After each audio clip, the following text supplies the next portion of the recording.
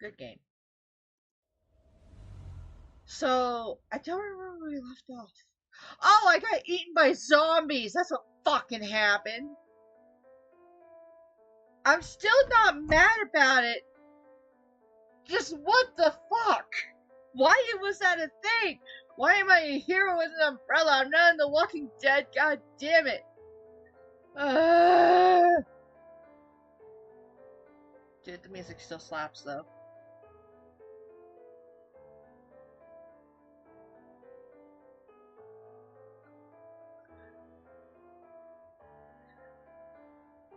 Yeah, fucking here with an umbrella. Fuck that shit.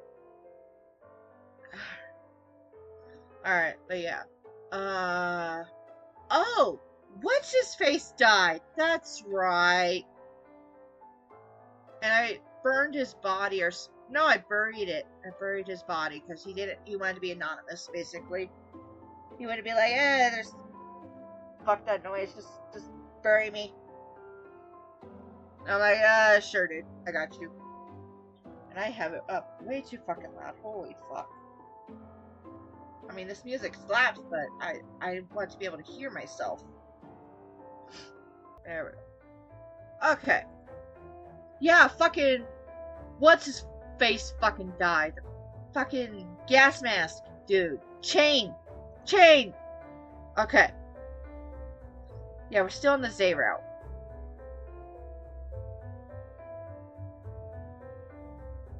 Yeah, because I had to fucking replay that whole scene in the fucking library with what's his fuck. Because I died. Eating my zombies, so I'm just trying to make some fucking ramen or some shit. Oh, I'm already heated. I haven't even started yet. Anyway, let's do this. Fuck yeah. Alright, I don't remember what the last thing that happened before I ended it last time, but we'll figure it out. I have the memory of a fucking goldfish. Fucking Dory. Goddamn Dory.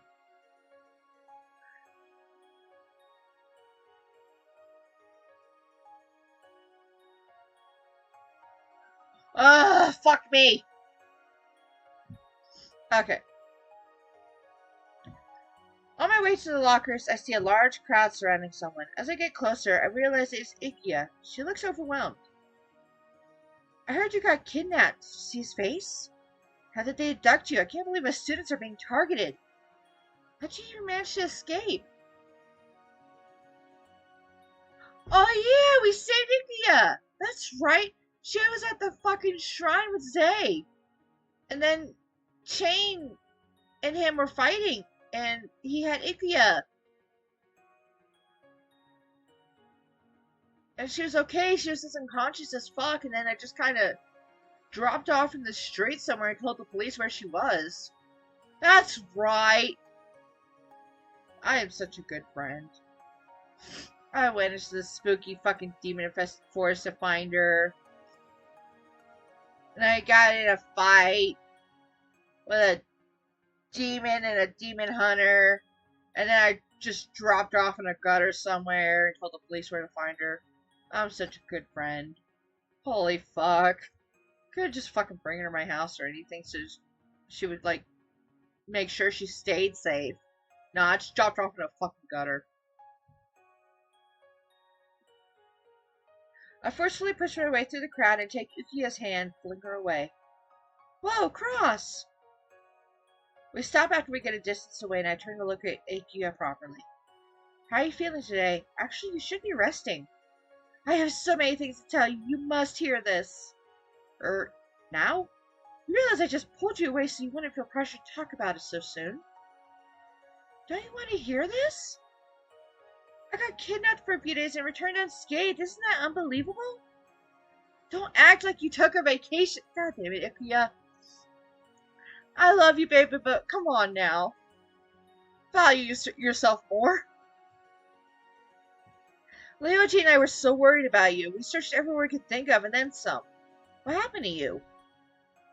Let me think. It happened the evening when I was on my way to Leoji's place. I met this boy and talked to him for a while. He was asking for directions about some kind of haunted house. I'm not really sure. Everything went black after we departed. Next thing I remember, I was being carried on the back of a crimson-haired man. He was really handsome, but with the way he was so rough with me, you'd think I was a sack of potatoes or something. That sounds like Zay. What did he do to you? Oh, he didn't have any bad intentions, I think. He brought me to a temple and told me I'd be safe from danger there. Not knowing how to reply to that, I can only nod as I listen. I don't know how much time passed because it was so dark inside. Then a creepy guy with a gas mask burst through the doors and tried to take me with him. Oh, my memories are so fuzzy when I try to remember. Feels like there's something missing. It's okay, you probably need more rest. Thanks for telling me. Oh, right. The crimson-haired man was really nice. He even gave me fruit. What I got from her story was that someone kidnapped her, but Zay came to her rescue and kept her safe in the forest temple in case of a second attack. Jay must have caught wind of Ikia being in the temple and misunderstood the situation, resulting in their fight. My gut tells me it was Kaichi who took Ikia, but I consider the possibility that someone else could be after her. Whoever it was, they might try again now that Ikia is back. I cannot rely on Chain anymore, so I have to protect her myself. Yeah, 'cause Chain is fucking dead! He did! He died! I buried his body myself!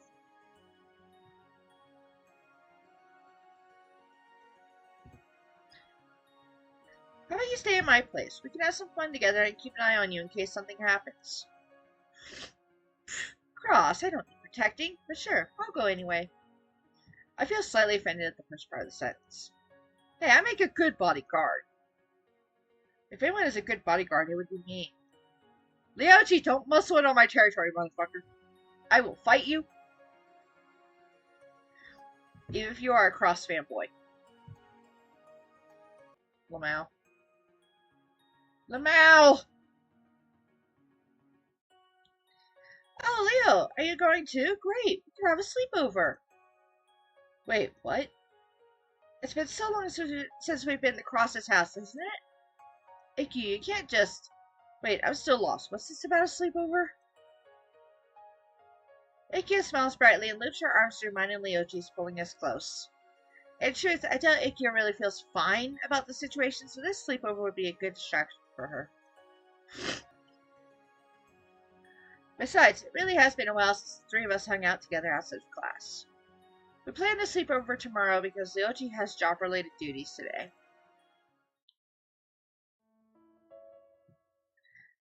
Oh. Dude, I'm cute!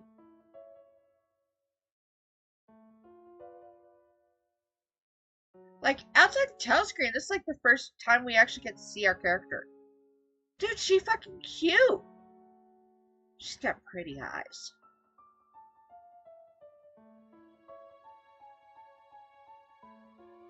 And am I a redhead? Is that red hair? Am I a redhead? Fuck yes! Some weird anime maroon color. It's like red and brown. I don't fucking know. I think it's maroon.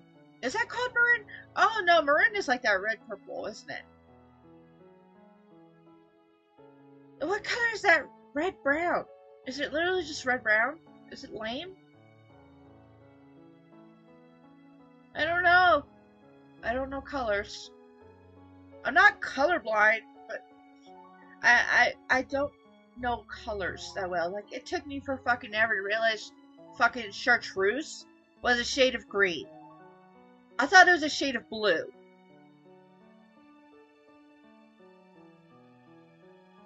But then I started working in a bar, and I found a bottle of chartreuse, and I was like, what the fuck is this? And the guy training me, his name was Nathan, was like, that's chartreuse. I'm like, is this actually is this the right shade of chartreuse? He's like, yeah, that's chartreuse is chartreuse. I'm like, what the fuck? Mind blown. What the actual fucking no originality right there.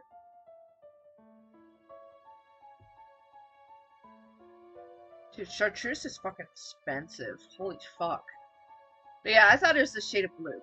No, it's a fucking shade of green. So I'm a genius like that, apparently.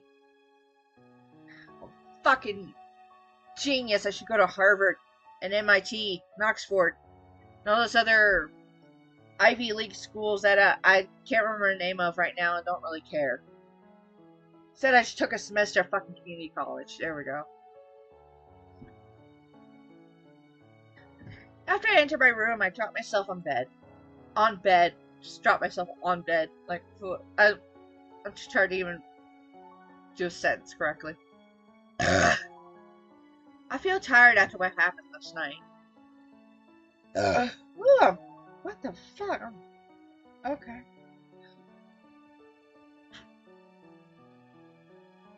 Am I good? I think I'm good. That last one got stuck, in the pipe, and it hurt. That sucked. That trapped air bubble. Ow! Ow! Fuck! It's like the worst pain.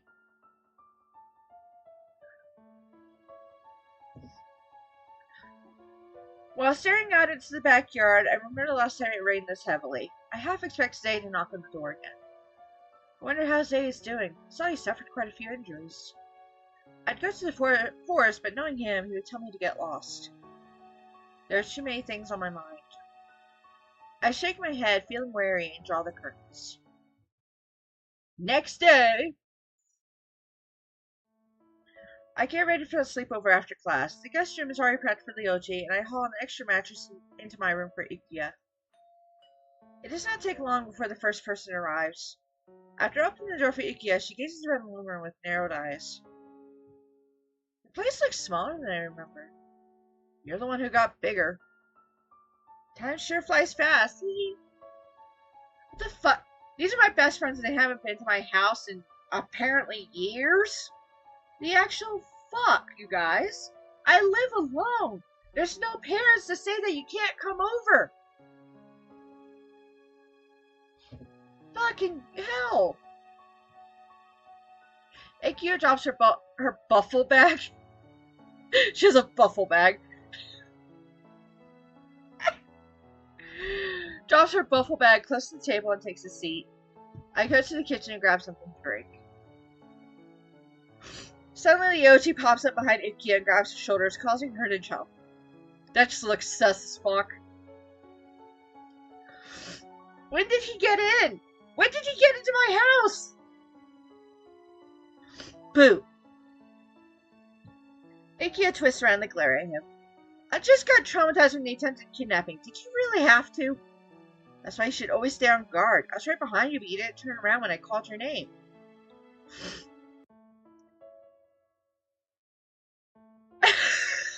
As Ryoji moves to the couch, he trips over Ikuya's bag and stumbles away. Ugh. Thanks, Karma. Karma Akabane just pops up out of nowhere and says, You got it, pal. You got it, dude. I return to the living room, seeing my friends banter. You're here earlier, Ryoji. I thought your after-school activities don't end until later. They don't, but I told them I had more important things to do. Like scaring the life out of your friend? I'm glad we're your first priority. By the way, I requested a guard for Ikuya, but since the police is lacking in staff, apparently they can't get in contact with one of the investigators, and they're scrambling for his replacement. So I volunteered myself, and no one opposed it. Ryoji glances at Ikuya with a chuckle. Ship!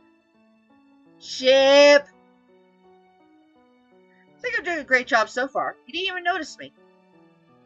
Something shifts in Ikuya's eyes, and I know she's thinking about the past few days. I don't think anything is going to happen so soon. You don't have to be scared anymore, Ikuya. With you two around, there's no reason for me to be scared. She smiles innocently and pokes us playfully. Ryoji and Ikuya leave their bags upstairs, and we sit together in the living room, chatting about the things we have recently been into. The three of us do not get to see each other very often after school. On top of his class president and club duties, Ryoji frequently helps out his dad at the police office. Meanwhile, Ikuya has been taking care of her older brother, who is easily prone to sickness. They have such busy lives compared to my own dull routine. It feels like time has been moving for everyone except me. What about you, Cross? What have you been doing? Jackal, motherfucker!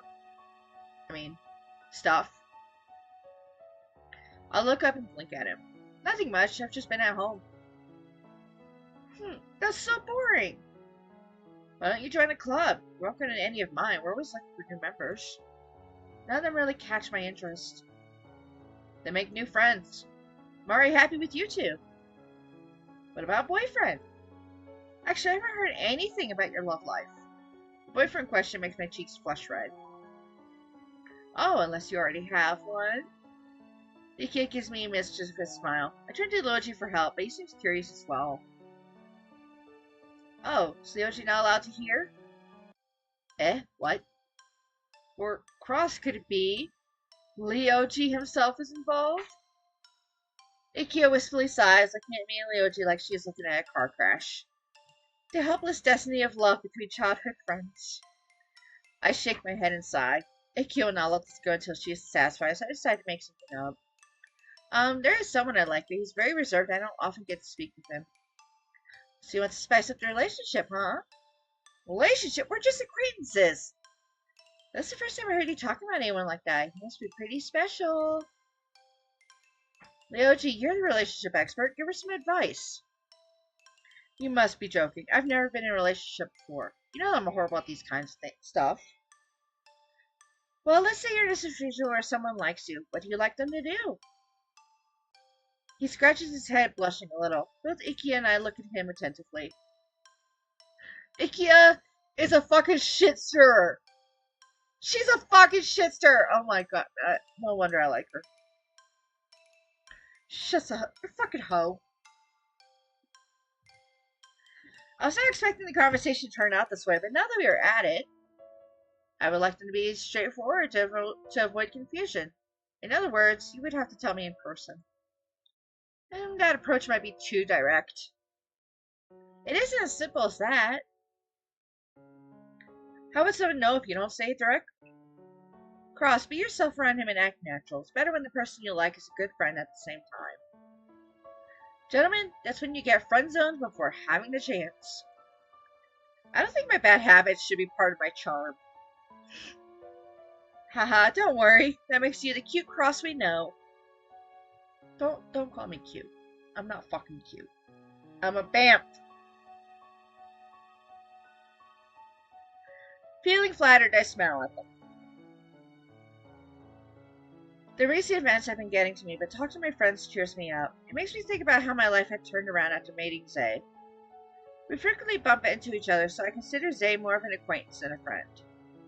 So then why do I keep worrying about him? Do I actually like him? Yes. This is the Zay route. He is a redhead. You were supposed to be me. What? Are we missing some steps here? Of course, I have some kind of brainy parasite. I keep going fucking stupid. I just want to keep him company since he seems alone all the time. I think he is just misunderstood. I want him to know that not everyone thinks of him the same way. I want to see him again.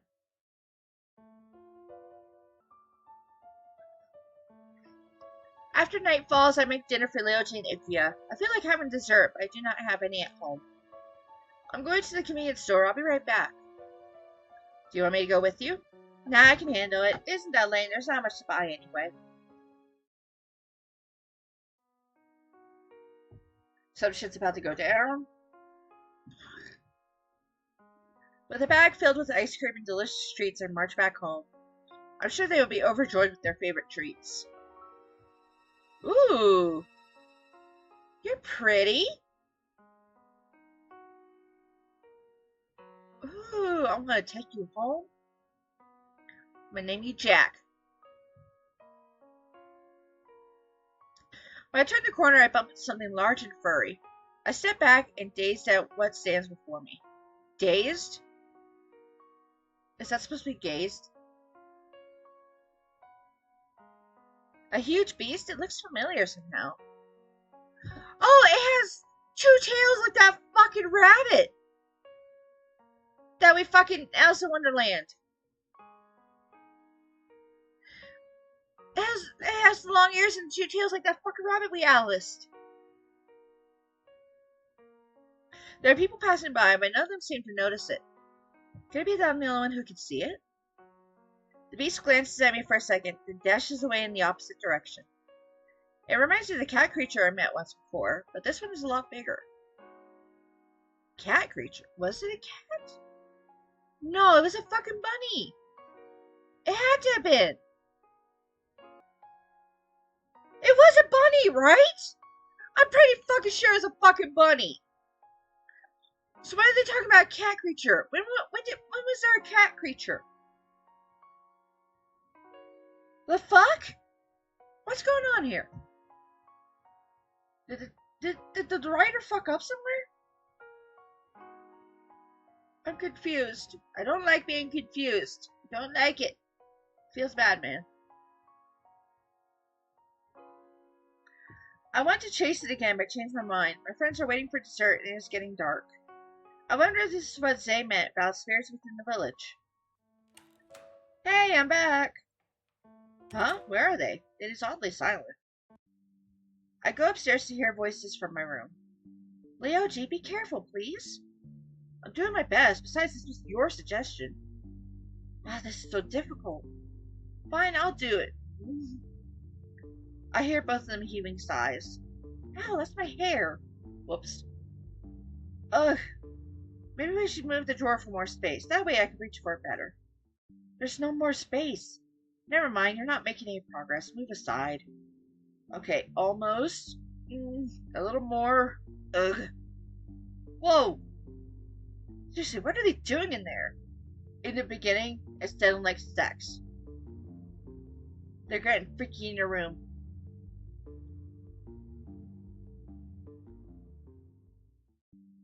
I enter my room and turn on the switch. I find Ikea standing in the middle of the room. Leoji is on his knees, exhaustion clear on his face. Cross, you're finally back! My two friends making weird noises in the dark. This isn't what you think it is. Ikea was acting silly and wanted to put her bunny hair bow on me. I was trying to get it off, but accidentally got stuck behind the door. The clutch bumped against the light switch. I told her to find the switch, but she insisted I get her hair bow first. Talk about troublesome. Everything's fine now. Jerry got it back from me. Hee hee. I shake my head at these two. Even after all these years, they still act like children. But why in my room? Why are you doing it in my room? Why aren't you just doing it in the fucking living room? The fuck? There's more to this. Don't fumble around in the dark. You could have bumped into something and hurt yourself. Boo, I just want my bunny bow back. It's a special gift for my brother. Why were you in my room for this, though?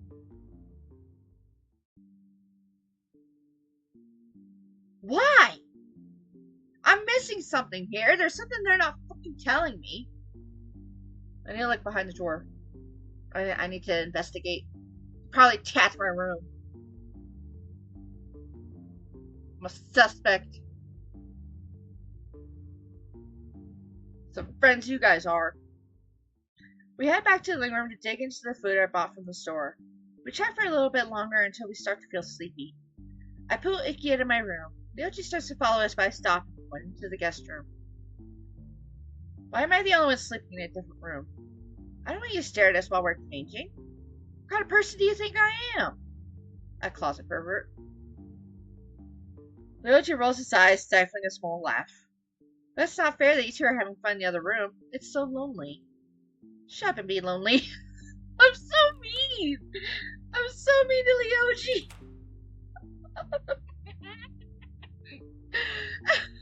I'm so mean to Leoji. Holy fuck. Shut up and be lonely. Fuck you.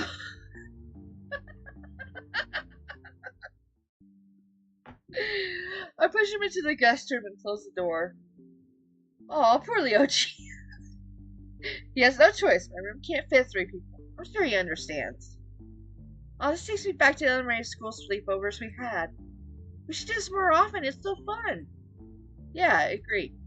With Ikea beside me, I do not have to worry about her. Shortly after I fall asleep with a smile. A strange noise suddenly wakes me up. I open my eyes and rub my face. This motherfucker! Oh my god! Fuck off! Son of a bitch! I clearly have people in my house right now, motherfucker. You could have picked a better time for this with your bullshit. When my blurry vision clears up, I see someone bent over me with a wide grin. Kite! He covers my mouth with his hand before I could scream. Moving his face closer, he whispers, I wasn't expecting you to wake up. It's interesting how easily you pick up my presence compared to everyone else. Yes, I have high-ass creeper senses. Fuck off, dude! My god!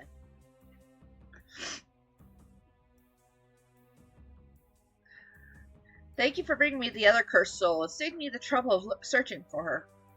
Again? I wrestle against his grip, but he effortlessly grabs my wrist with his other hand. Ukiya, you.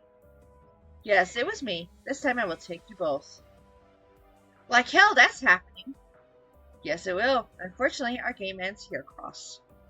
No way. Can he read my thoughts? I need to get him away from Ukiya. While Kaichi is pinned down my arms, I can still move my legs. I forcefully shove a knee into his guts, causing him to pull back. It's only then that I realize he's floating a few inches above me. I grab Kaichi by the arm as I throw open the window, shoving him out of my room. I quickly slam it shut before he could react. What the heck? I wait for him to materialize back inside my room, but he remains outside, frowning at me. He can appear and disappear as he likes, but it must only work for places with entry points. Suddenly, he flies downward.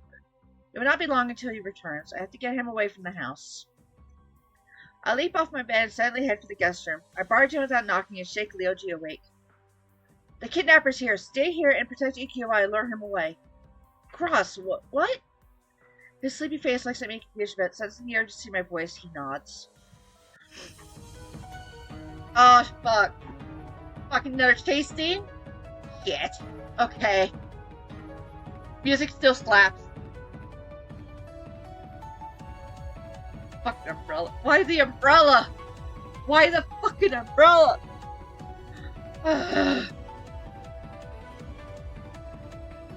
Taking an umbrella with me as a weapon, I head out. It's a little loud. Okay. Taking an umbrella with me as a weapon, I head out. It's not like I want to kill Kaichi, but he's being very annoying right now. A good bonk on the head might do him good. No, kill the bitch! I've not done any research on ways to stop a Shinigami, but I'm sure he must have some kind of weakness. You didn't do any research on how to stop a Shinigami, despite him popping up in your room to take your soul multiple fucking times. Brain-eating parasite. It has to be it. That has to be it. A brain-eating parasite. Fucking shit. Oh, you're taking me on alone? I feel his breath on the back of my neck.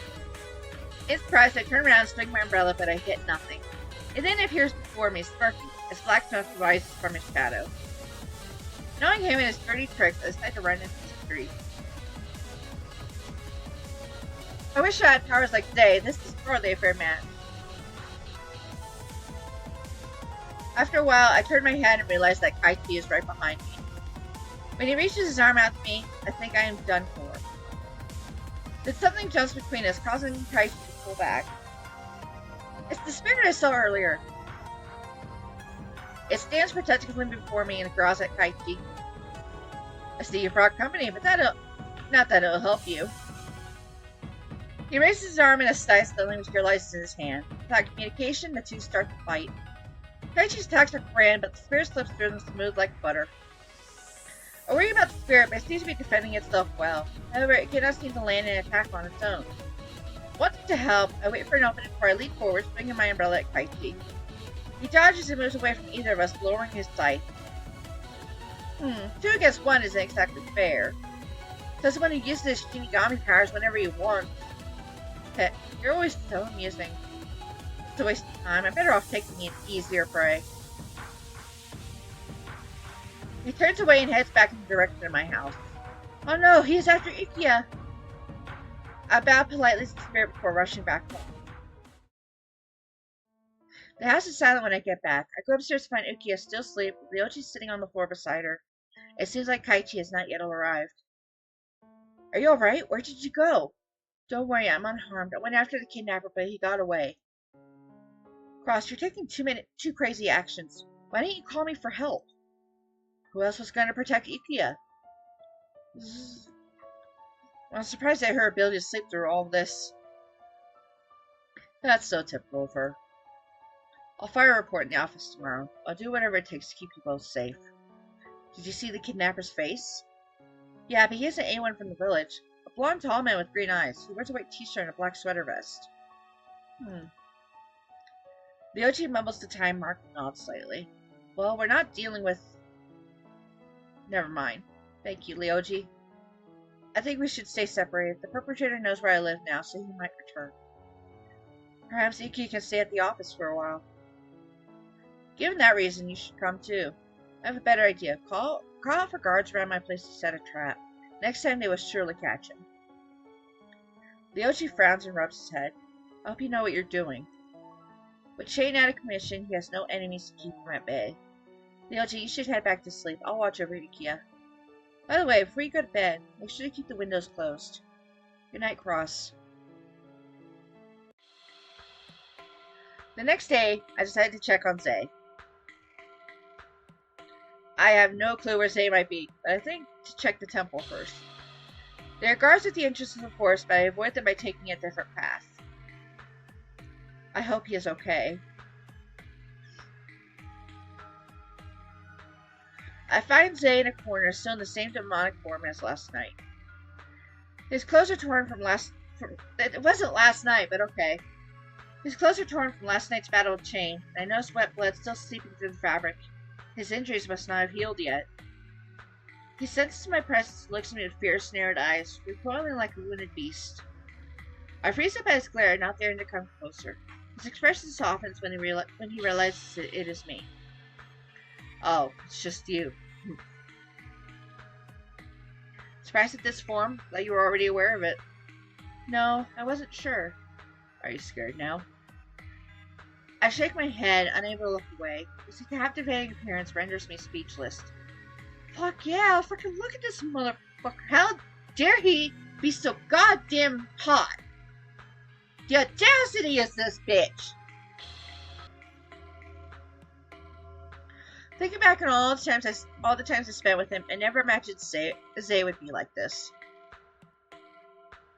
He matches my gaze, considering something. When I step closer, he suddenly raises his arm, a ball of light suddenly forming at his fingertips. He launches it at me without another word. Huh, what?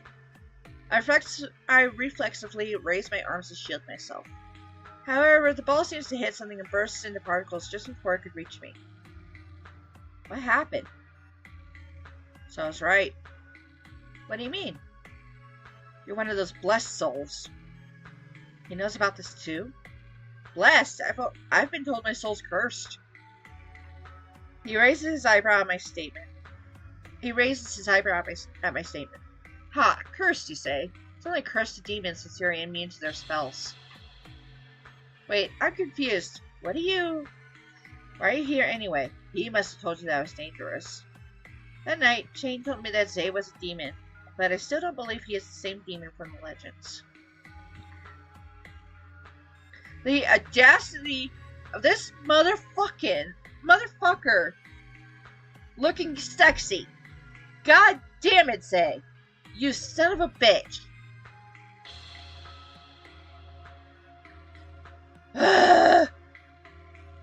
I'm sorry, I have a thing for redheads. I am shameless.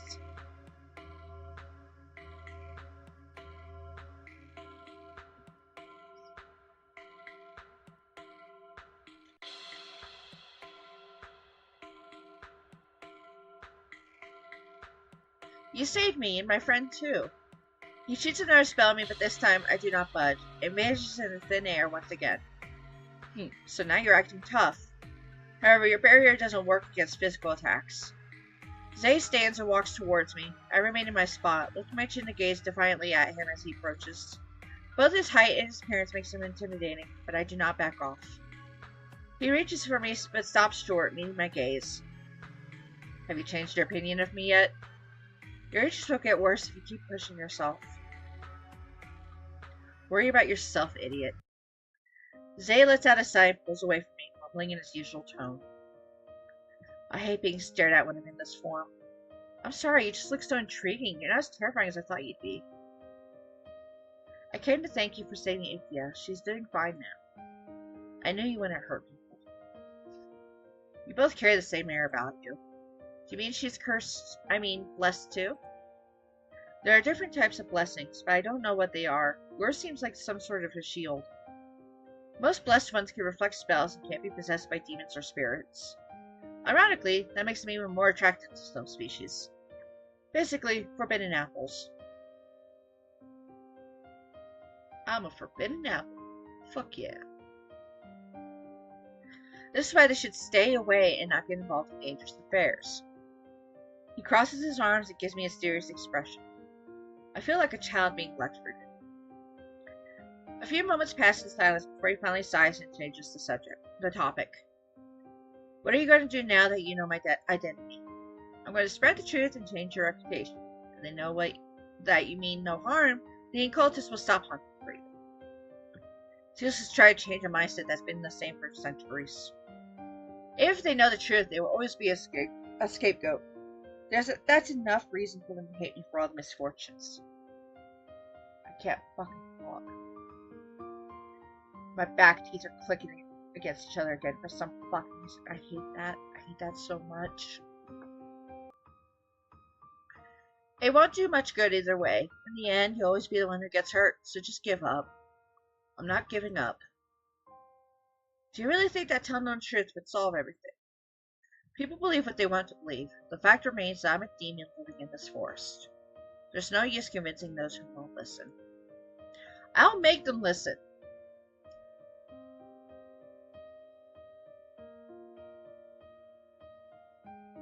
What do you even know about me? I feel my chest ache when he directs his words at me. That gives me more reason to understand you. Aren't you the hypocrite here? I keep giving you the benefit of doubt, but you have a fixed view of me. For a moment, his expression softens. He looks as if he wants to say something to me, but quickly shakes his head. Don't trouble yourself over this. But I want to worry about this. You should show the villagers you're not a bloodthirsty killer demon.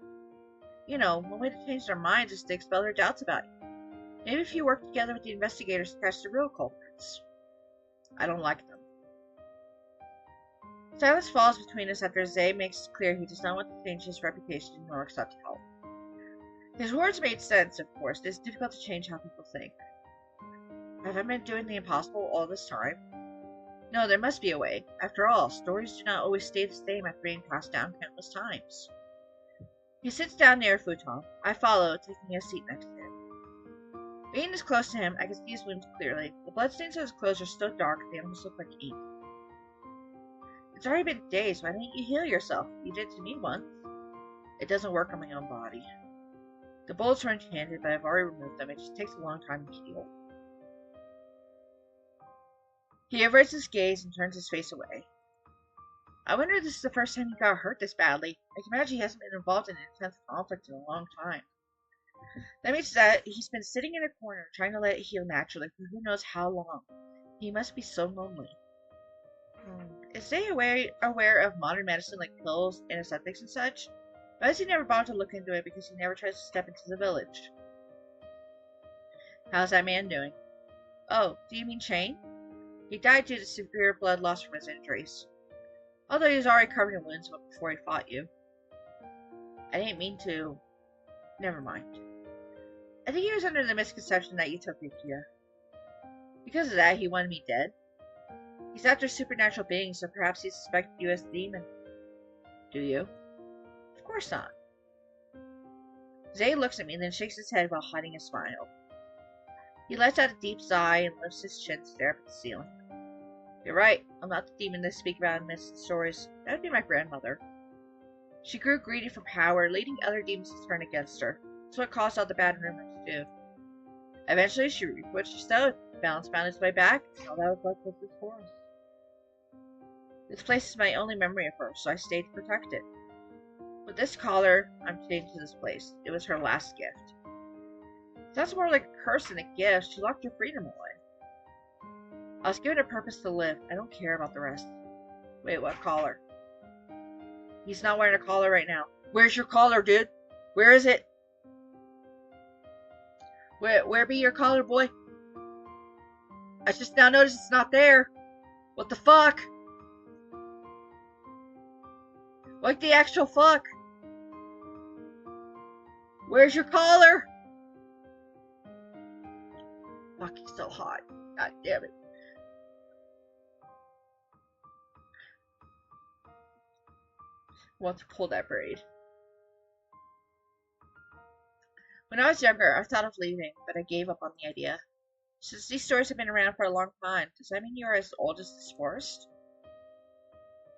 I'm just as old as I look. You could have lived centuries with that iron face. I pity you for being misjudged all this time. It's what I deserve for what my ancestor had done. You are you. Your actions don't decide your fate. Even if I change my past stays fixed. You people are still fixated on your history. Well, we try to understand history so we can avoid repeating mistakes. Well, I admit that it doesn't always work. People stick to what they believe. You finally understand what I'm getting at. Right now, I have nowhere else to go. I can only protect this forest. Zay scratches his head. It takes some time to get used to, but this place isn't that bad. There are spirits living here, most of which can't protect themselves from humans. Suddenly, small glowing balls of light materialize in the air and start dancing around me. Shaped like marshmallows, they have characters written on them, girl and boy. If you could see them, they would decide to open up to you. Oh my, I can't believe the spirits look this cute! I watched them float in the air. They seemed fun to play around with. I noticed Zay watching me with an amused smile. It is the first time I've seen an expression like that. I cannot help but blush. Most of them live in the forest, but there are a few wandering in the village as well. Some have harmful intentions, though, so it's better not to trust any of them. Spirits and humans are not supposed to get along anyway. But they attack humans? My job is to protect them from others, not the other way around. Wow, this is a whole new world. A new fantastic point of view, yeah.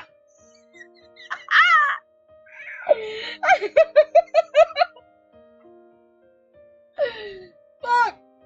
Was not expecting that. That's good. Thank you. Thank you for the reference.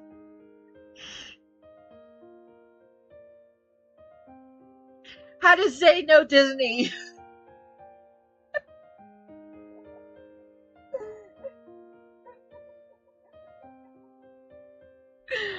Zay, how do you know Disney?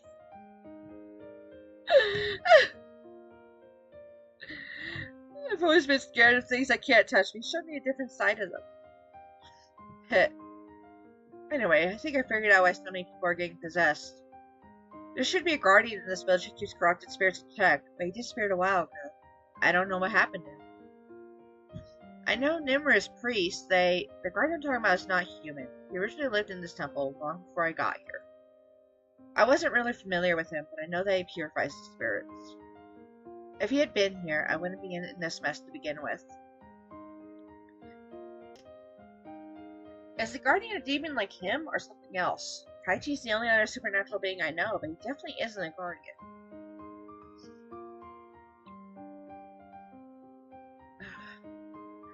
We continue talking until night falls. Zay shares more about himself, like how he wants to treat demons and villagers as equals, yet distanced himself from the latter. And if he did engage with villagers, it was only to tell them off.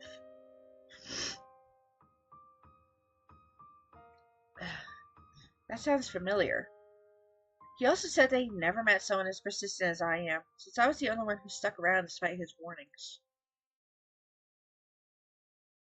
By the way, how did you get past the investigators at the entrance? I took a detour using off-limit roads. You really are asking for trouble. Well, the worst thing that can happen to me is getting lost, but I have a map. Your people must be slacking off missing a trespassing little girl. In that case, it might be safe to head out. Where are you going? None of your concern. You might as well head home.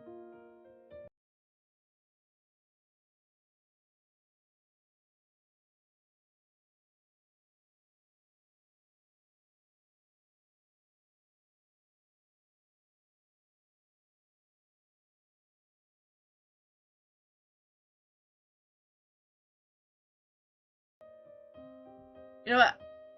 I'm gonna go with him. I feel like something bad will happen if I stay.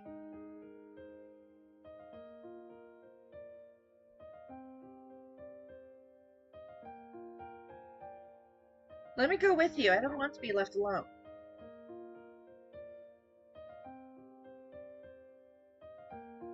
You don't even know where I... He looks at me reluctantly, scratching his head. Might be better than leaving you alone. I will lead you out the forest after I'm done. The area is surrounded by mist, which thickens as we walk further. I stick to him as close as possible so that I will not lose him. A hot spring?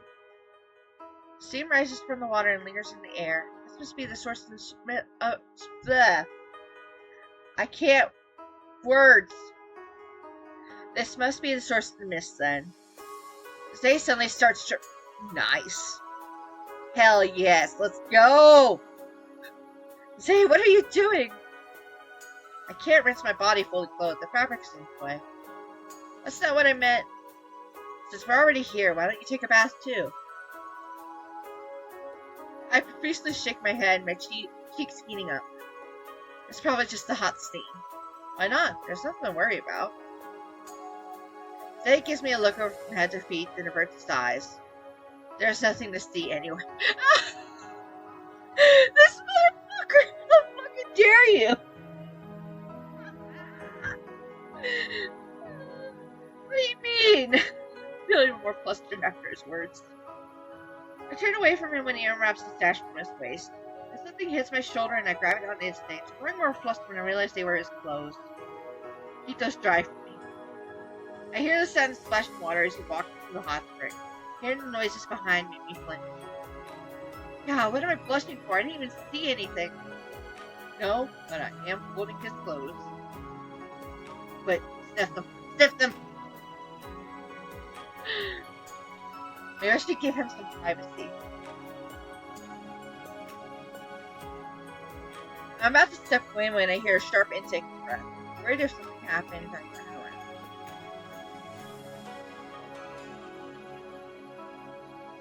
How you doing? Oh, he's got a back tat. He got a back tat. Ugh. My gaze is immediately locked on his body. Most of the wounds have already stopped bleeding, but I cannot turn my eyes away from a large scar running on his back. In a way, he looks almost vulnerable. My cheeks grow hotter. Zay notices my stare and calls out to me. Did you decide to join after all? No.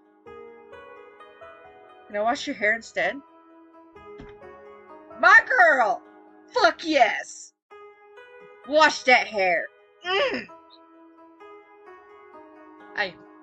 I'm literally bouncing in excitement. I'm a slut for hair. I love long hair. And it's long red hair. I am almost literally jizzing right now. Since I owe you for saving me, I might as well repay a favor. He glances at me speechlessly, but then gestures to come. I fold his clothes neatly and put them down before approaching him nervously. I feel my heart beating faster. Even though I offered, I was not really prepared for this.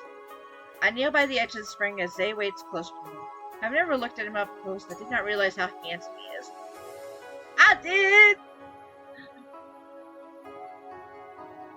Washing a hot guy's hair. Fuck yeah.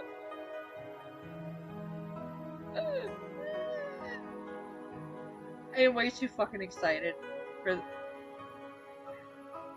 fuck. I am way too fucking excited over this. This is not normal.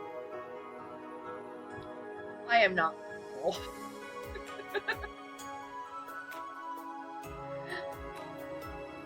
I wonder if it's really okay to approach him like this. I reach out and take his hair in my hand. I use my fingers to comb through it, occasionally scooping water to rinse it. When I accidentally touch his skin, he moves away. Sorry, does it hurt? No, I just don't like the approach from behind. As you can tell from the scars, it never ends well.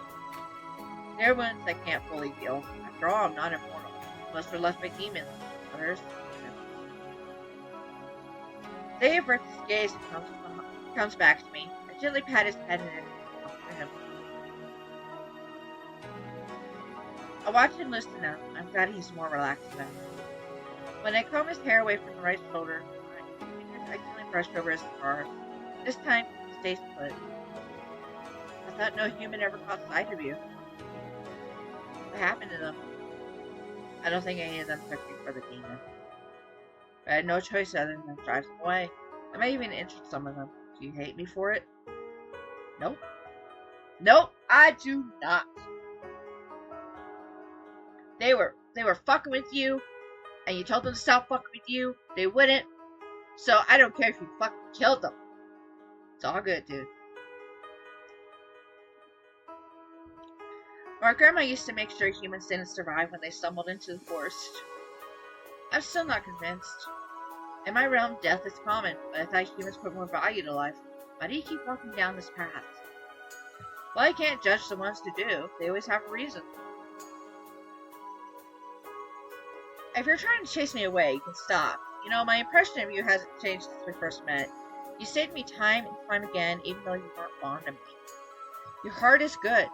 I knew from those moments that you weren't the bloodthirsty demon everyone talks about. He remains quiet while I continue to rinse his hair. He doesn't really show up, but I think he does care about what the villagers say.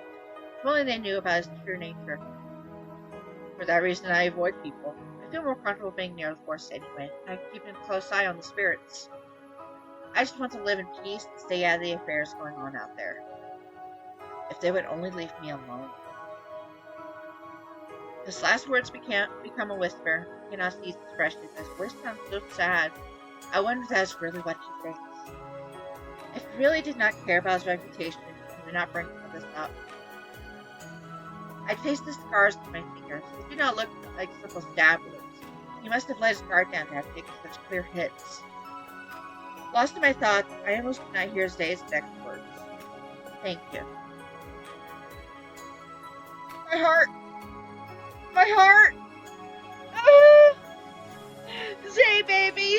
My heart!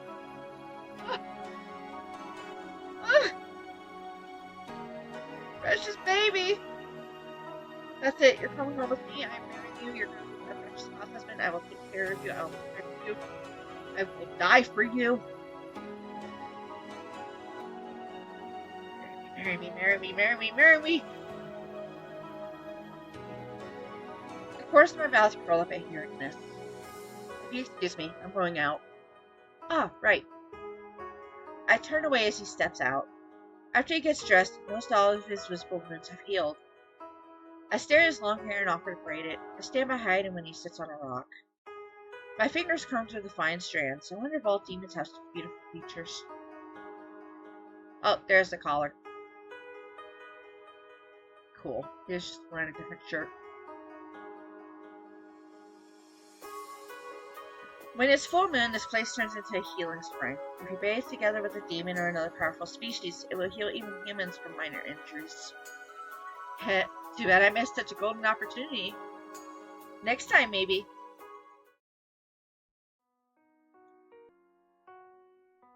That night, Zay brings me home, saying that the streets were dangerous and that he wanted to assure my safety. Thank you for visiting me today. Oh my, it's the first time he thanked me so openly. I'm speechless. Would you like to come home with me forever? Would you like to stay forever? Fucking Mulan's grandma. Fucking top-notch character. I love her so fucking much. She's great. Easily my favorite character.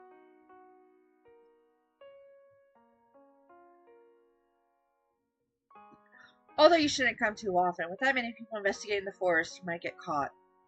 Stay home. I'll visit you instead if necessary. My eyes widened at his words. Did I hear that right? Most spirits are active at night, so don't do stupid things, like that night you ran to the forest. I can't help it if evil things like those possessed people are attracted to me. If you need my help, just call me by sending these spirits.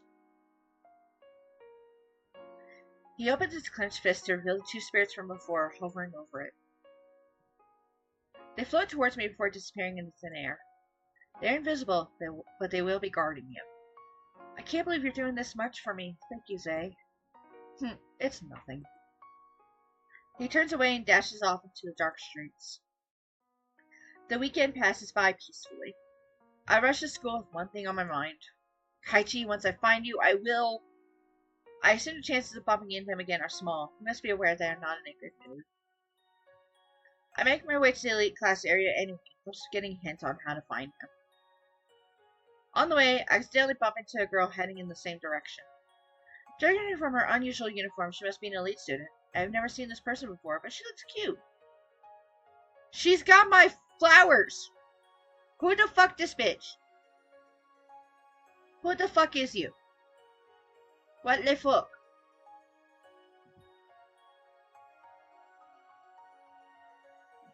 Who is you? And why should I care? I apologize quickly and continue to run. I notice the teacher going for a lunch break. As if luck is on my side, I find Kaichi sitting in the classroom surrounded by a few other students and no teacher. Hey, you're not permitted to be here. Yell at him. Fuck you. In response, I yell at him. Kaichi, how dare you try to kidnap me and my friends? You're going to pay for this. I don't know what you're talking about. The students watch us surprised. Oh, you know exactly what He stands up and approaches me with a troubled face. He covers my mouth before I can continue. After silencing me, he grabs my arm and drags me out of the classroom. Once we step outside, he looks at me with a stern expression. What were you thinking, making such a scene in front of those people? You sure got guts to show up at school after what happened last week. I'm an honor student. Unlike those slackers, I always attend.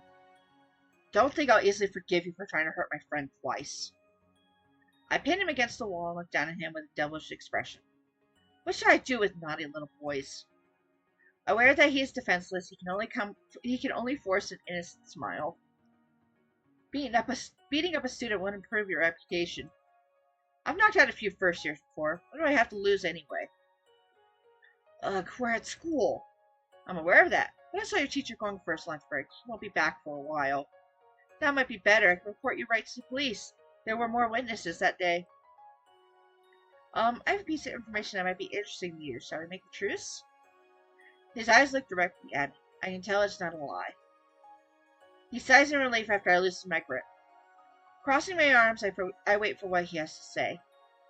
Alright, you know people keep going missing the past few days. I was at your place on Friday, and everything that happened that night was not my doing. Wait. What happened on Friday? I feel like I'm missing something. As if I'm going to listen to you. That forest demon was there. It would have been troublesome if he saw me. I believe he is referring to Zay. Does that mean Zay was watching us that night, even when he was wounded? I stare at him for a while. He does not break into sweat. He must be telling the truth. Kaichi lowers his voice. Someone or something is taking people's souls, and the body left behind become living corpses.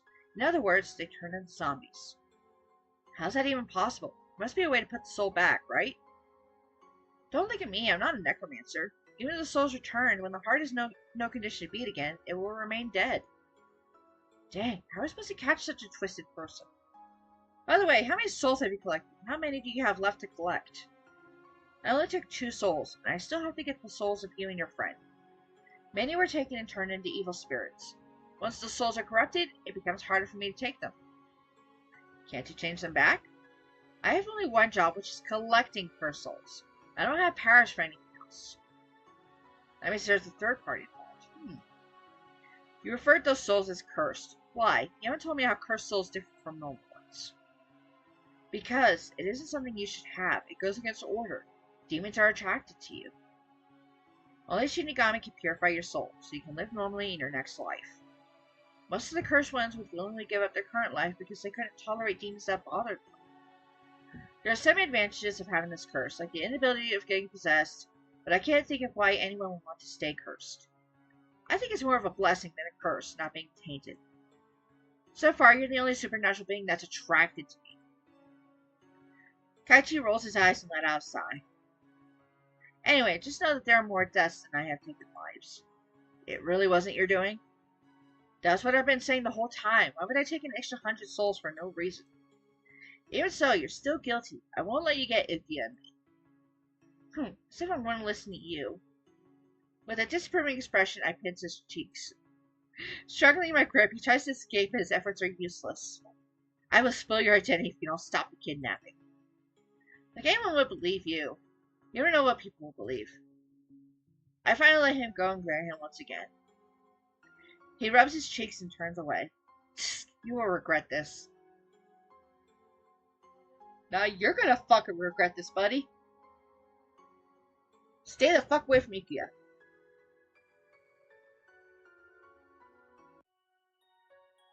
I leave this area and head to my own classroom. Today we're getting our exam results back. There's nothing to worry about, and I will pass like I always do. Cross, how much did you score? Decent 94% mark. New studying would help. Loji looks away, flustered. I grab his score sheet and take a look. 72% isn't bad, though. So, where's your maid costume? Ah! I forgot about the bet! I forgot about it! Ah! I should have an advantage. You must have cheated. I studied hard for this. Besides, you agreed to our bet. I take out a plastic bag from my backpack and hand it to Ryoji. He looks confused at first, but then takes it. He gulps and admits his loss. I cannot wait to see him walking through school with that outfit. I just had a maid costume just ready.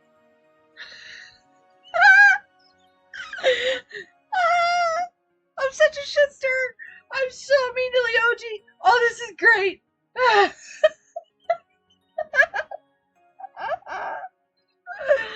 Damn it! It should not be that fucking funny. It really shouldn't. Oh, he's gonna fucking put it on right away. Fuck yes, this is great. Oh. Ryoji leaves the change. Ikea taps on my shoulder and whispers, "What were you two exchanging?" I had a bet with Ryoji about who would score the highest. The stake is wearing a maid costume at school. Oh my goodness, that's a sweet reward. While we are chatting, the door of the classroom slowly slides open.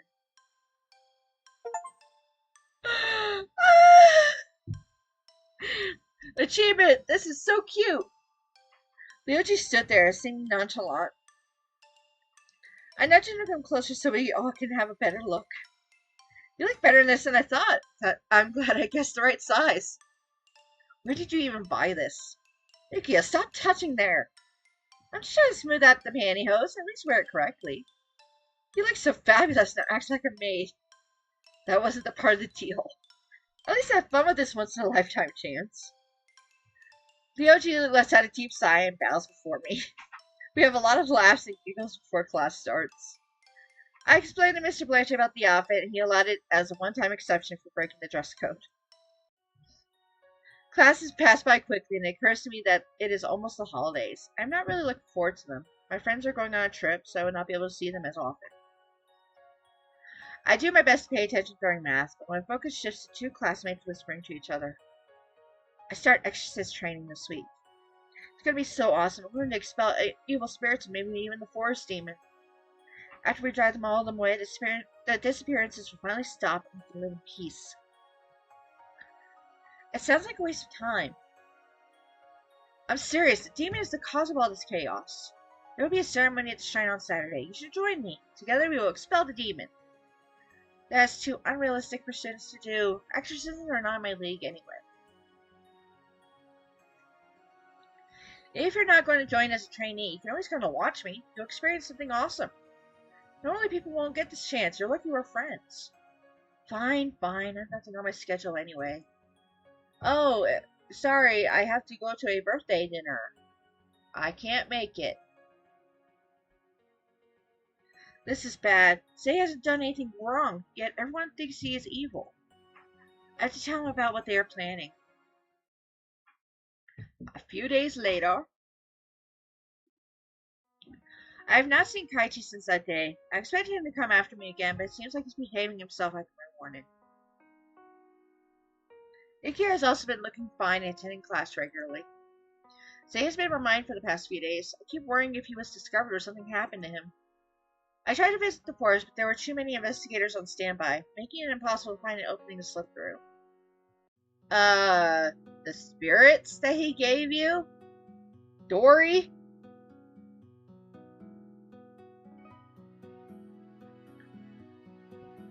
After class, I head to the library to borrow a few books with Ikea and Ryoji. While I'm here, I decided to research more about the demon. It's not surprising that the library has many books about it. I take every book related to temples. Night at the Temple, comedy horror series about regular priests life changes forever after he accidentally finds the stone deity statues walking around when the moon rises. Not gonna lie, I would read that book. That sounds good. There are even fictional stories about it. Not exactly what I'm looking for, but I was unaware of how popular the theme is.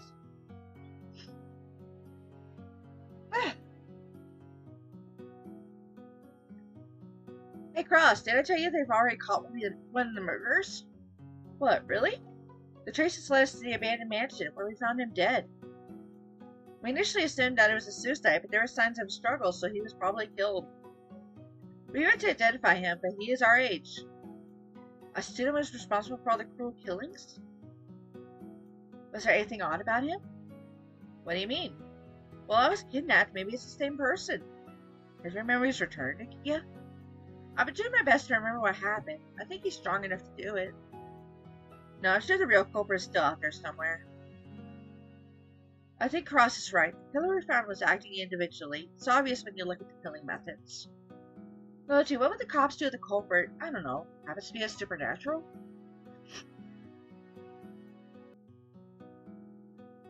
I don't know. It's never happened. Besides, are there even supernaturals in this village? Yes. Yes. How are you so sure? Especially you, Cross. Tell me what the skeptic has experienced. What I'm about to tell you may sound ridiculous, but I'm willing to try anyway. I was kidnapped by Shinigami and a demon came to my rescue. He also saved me multiple times when I was on the verge of death. There are many rumors going on about him. Barely any of them are true. Him? Are you sure he was a demon? The real forest demon was sealed away. He's just a relative at first. I saw it with my own eyes when he transformed into a demon. A lot of blame is being put on him, even though he has nothing to do with it. Are you referring to the crimson-haired man who saved me? Yeah, he is the current forest demon. Whoa, I knew there was something mysterious about him. Never thought he was hiding this. After what you told us, it makes sense now. I feel bad for what he's going through. Rumors are one thing, but the people that keep them going are something else. You're right, Ikea. We glance at Ryoji, who seems to be deep in thought. Would he believe us? He's the only one who has not experienced anything strange so far. Alright, I'll give you guys the benefit of the doubt. I mean, even Ikea trusts this demon when she was so scared of him in the beginning. Anyway, since the remaining murderer is hiding behind the forest demon rumors and feeding off the attention. The fact of the matter is the murders are still ongoing. We haven't even identified all the perpetrators yet. I'm in with you on this.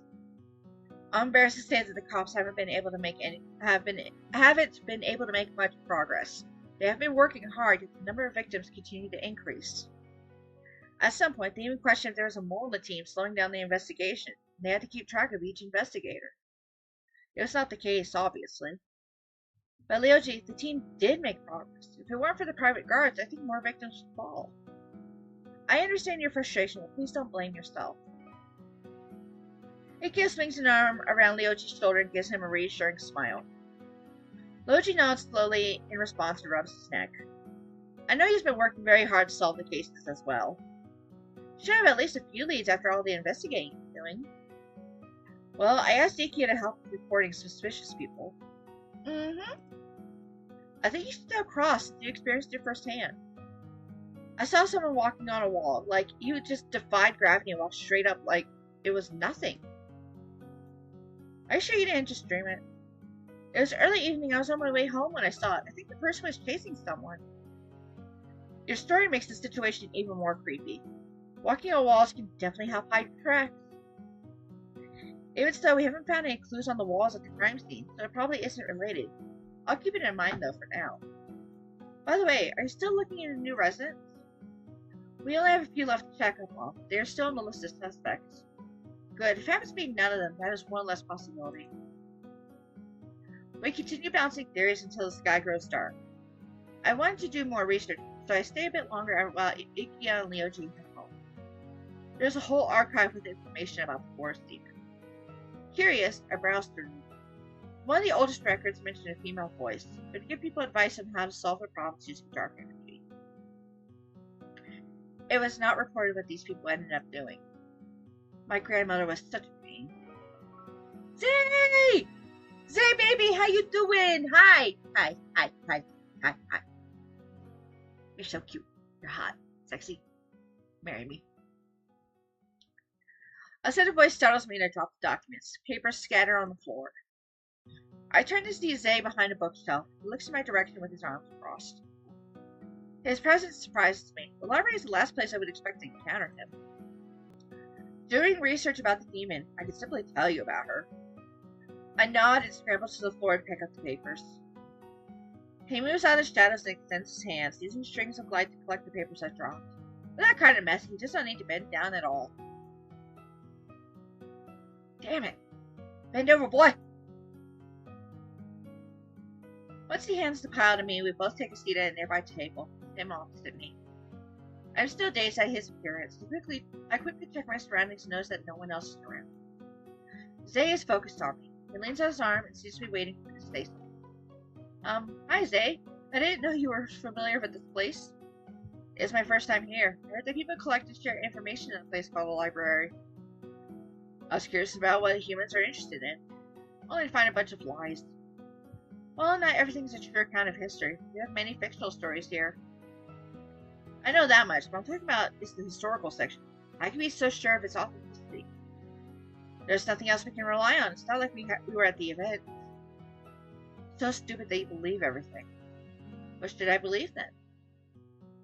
I feel like he takes me for someone stupid, but I did not know what else to say other than my honest opinion. I cross my arms, feeling insecure that he is looking down on me. Silence falls between us. After a moment, he turns to me. His expression softens as he starts speaking. Generational trauma, let's go. The forest has been guarded by my bloodline for generations.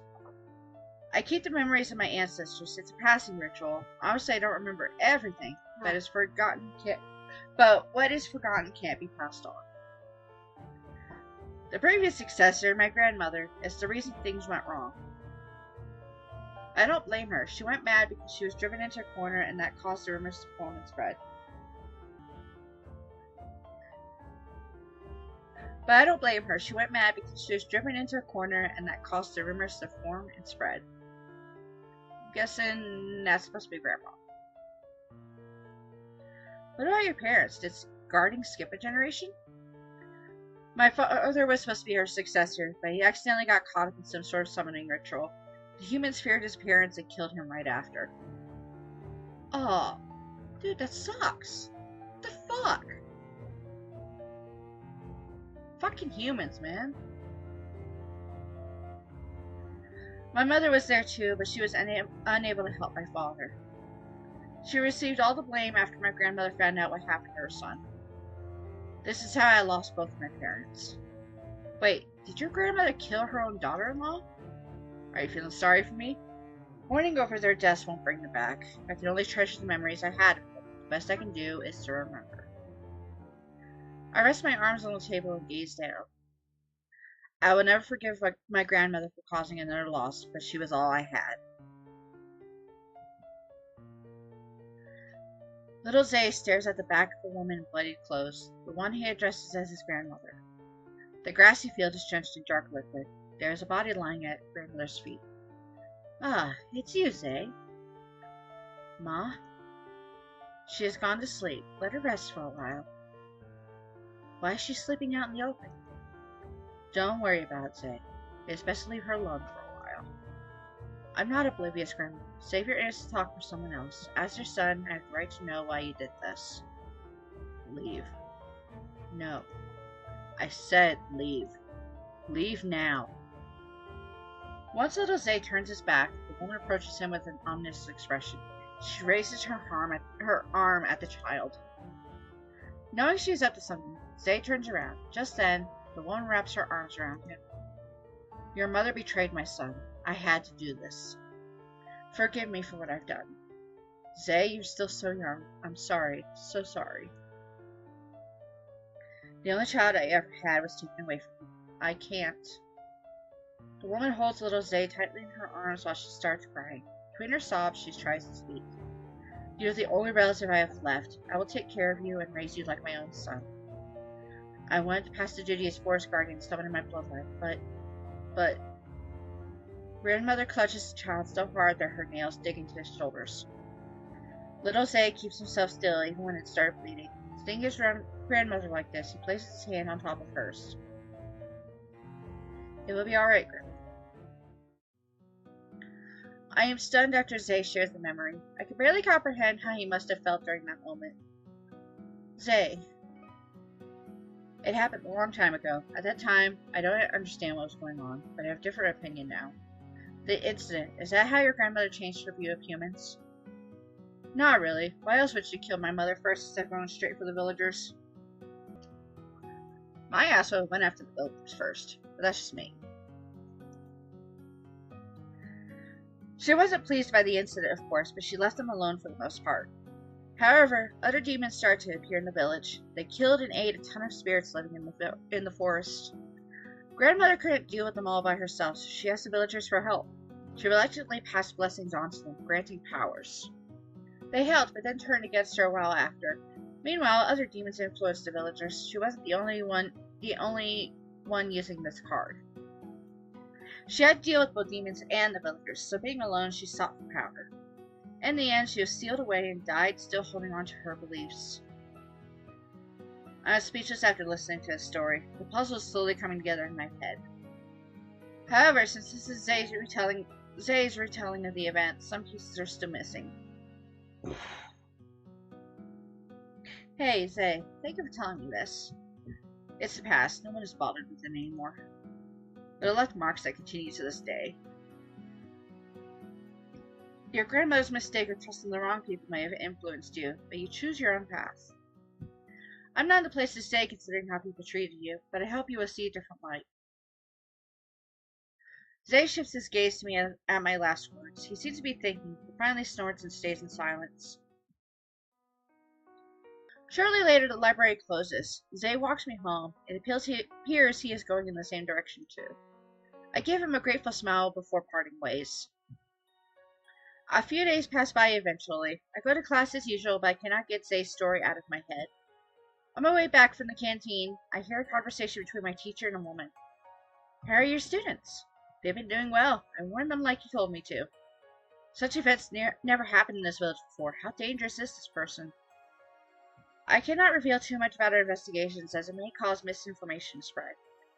But I will say that the mystery around the disappearances and deaths is more complex than it seems. There may not be only one person involved. This must sound ridiculous, but we're thinking of taking those rumors about the forest demon in consideration. We believe the killer is hiding behind the demon's name, so understanding the rumors might give us clues to their patterns. If you have anything to contribute, we gladly want to hear it. I'll be glad to help. Thinking about it, I don't know much about the negative rumors around the demon. I recall the contents of my textbook a while ago. The dark truth is never mentioned in it.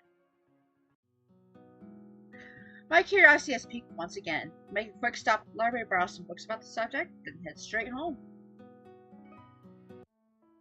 I tried to keep my thoughts together as I browsed through the books. Zay told me about his grandmother, but very little about everything else. Even though the stories are not about him specifically, I wanted to know what rumors he has been dealing with.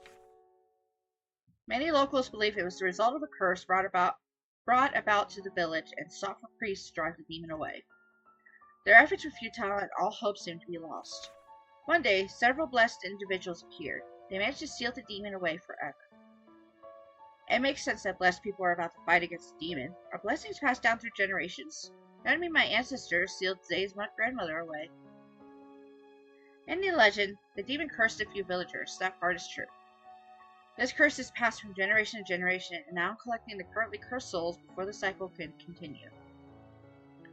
However, not everyone was at ease. Some believed it was not the only demon that lived in the forest, others thought the curse still lingered. No one has seen anything in the forest of late. Biologists and priests have proven the forest is safe, but fear still lies in people's hearts. Right now, their fear is directed towards Zay, even though he has nothing to do with his grandmother's past. He doesn't want to be involved, yet is forced to. Is it really hopeless to convince the villagers that the current forest demon is not dangerous? Suddenly, I hear a noise close by. My guess might be off, but it sounds like it came from the roof. I ignore it, but then I hear the same thing again. What could be making such a noise at this hour? Unable to help my curiosity, I go to the next room and cautiously open the doors to the balcony. I look out to check, and to my surprise, I see Zay sitting on the roof. The marshmallow puppets randomly appear and float towards Zay. It seems I have missed him. How long have... Upon noticing me, he glances down. Don't mind me, just go ahead and sleep. I can't now that I know you're on my roof. There are too many investigators in the forest. I can't rest easy with them crowding around the temple. This is the only place I can think of. Your neighbor is pretty quiet too. I'm only going to stay for a short while. You could have asked me and I would have let you in. He does not reply as he stares at the sky. I follow his gaze, taking a breath. The sky looks beautiful at sunset. I wish I could sit next to him so we could watch it together. As if he hears my thoughts, he suddenly stands up and comes over to me. He reaches out his hand and helps me climb up. He guides me to where he was before and we sit next to each other. Thank you. We watch the sky quietly. His quick, familiar movement tells me this is not the first time he sat here. It never occurred to me to look up at the roof every time I get home. I remember what Kaichi said about not taking Yuki up because someone was there, and I realized why he has not returned yet. It must be because of Zay. He may not admit it, but I'm thankful he is guarding me. So he really kept his word when he said he would visit me. You don't like the village, yet you still came here. Yeah, I know. So it's been a while since I wandered around. Feels different from the last time I stayed. Last time there was priests in every corner of the village. There are less now, but residences are still protected by demon warding spells. I guess things haven't changed at all. Did you really give up on clearing your name? Zay squeezed his eyes closed and takes a deep breath. I thought it was being annoying saying the same things again, but he turns to look at me and speaks in a soft voice. If only were that simple. I did try to convince them before. Maybe would spend some time around the village in disguise. In the beginning, I was curious what stories were going around, but at some point, I realized I was better off not. I even tried fighting rumors off with other rumors, but nothing works. Just, not everyone is accepting like you, Cross. His words struck a chord in my chest. I did not know how to reply to him. In some way, it feels so sad. How many generations will it take for things to change? I wish not to be involved, but it is not something I can decide. Even if I try, it always backfires on me. Take the man with the guns. We never met before, but he knew what I was instantly. Chain may not be the best person to represent the rest of the village. Zay must have been left with a bad impression after that incident. Maybe I should introduce him to Ikia. She is grateful after he saved her from Kaichi. You shouldn't give up yet. There are villagers that aren't bothered with your presence. Also, my friend is thankful for what you've done. She won't forget that. Suddenly, I feel his hand touching my head. He gently strokes it before speaking in a gentle tone. I can handle this. You should worry more about kidnappers in the village. Perhaps you should stay with the police for a while. Even corrupted spirits stay away from a place where many people stay guarded. I'm already planning to stay at Leochi's place. It does not take long before night falls. The colorful sky gets replaced by dark hues and shining stars. It's been a while since I went stargazing. It's such a simple yet breathtaking experience. I have been so occupied with myself and other people recently that I forgot to appreciate the finer things in life. Like the stars, a bottle of wine, a handsome red-headed man sitting next to you. Yeah, the finer things. Sitting here with Zay feels so comfortable that I start to feel sleepy. A yawn escapes my mouth and Zay notices. You should go to sleep. No thanks. It's so early and I want to stay a bit longer with you. He closes his eyes with a soft smile on his face. I note that he's been smiling a lot more often lately. I never know what to do whenever I see him like that. You have been going to many places these past few days. You seem tired. Go to sleep. You need the rest. I won't go anywhere. He keeps insisting, so I finally give in. After he helps me get down, I go back to my room. 1 week later. Jeez. Is this gonna take like an entire year in their time? Holy shit. So how many time skips has there been already? I lost count after fucking 50. For a week since then, I keep an eye on the news. The number of missing reports in town have increased, and since investigators have not found anything suspicious in the forest, they decided to focus on the disappearances instead. In the end, they did not find the buried bodies. At the moment, multiple things are going on. Someone is kidnapping and killing villagers, and their bodies are getting possessed by evil spirits. Whether these events are separate or linked, I have yet to find out. At the very least, I know that Zay and Kaitsu are not the ones behind these events. With the forest now clear, Zay went back a few days ago. I decided to stay at Leoji's place in case Kaichi is coming to bother me. Since my friend has fallen sick, I can take care of him in the meantime. So far, though, I have not seen Kaichi for a while. He must really be bad at attracting people. I should take advantage of that. Now that the investigators are gone, I can finally move freely in the forest without getting caught. Didn't I tell you to stop coming here? I came to warn you about something, but I'll tell you last time. I'll tell them about the priests and what they are up to.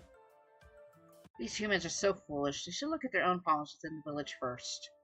This is bothersome. Their rituals will affect all spirits, pure and corrupted. I question their knowledge of our species. I hope it won't affect you. It won't do much to me, but it'll weaken my spells. So what are you going to do? I'll stay here, where most of the spirits are, and keep any villager at bay. Even with the assurance, I cannot stop worrying. It's gotten late, and I need to return to Leoji's place before the streets get dangerous. Gah! I hear a scream from an alley nearby. Something must have happened. I have the choice to either escape or help, and I choose the latter. Hurriedly, I run in the direction of the sound. There is a girl in a familiar uniform being cornered by a woman. From the girl's defensive stance, it shows that they are not acquainted. I approach the woman from her blind spot and launch a powerful kick into her back. Leave her alone. She whips her head around to stare at me. Unaffected by my kick, she moves swiftly, swinging her fist at me. Expecting her attack, I dodge and grab her arm, then skillfully swipe at her legs to take her down. The woman hits her head on the ground, losing consciousness. Sorry, I must have been too rough. I stretch my muscles and look over at the girl. What happened? Are you okay? You arrived just in time. The stranger suddenly tried to attack me. Are you an elite student?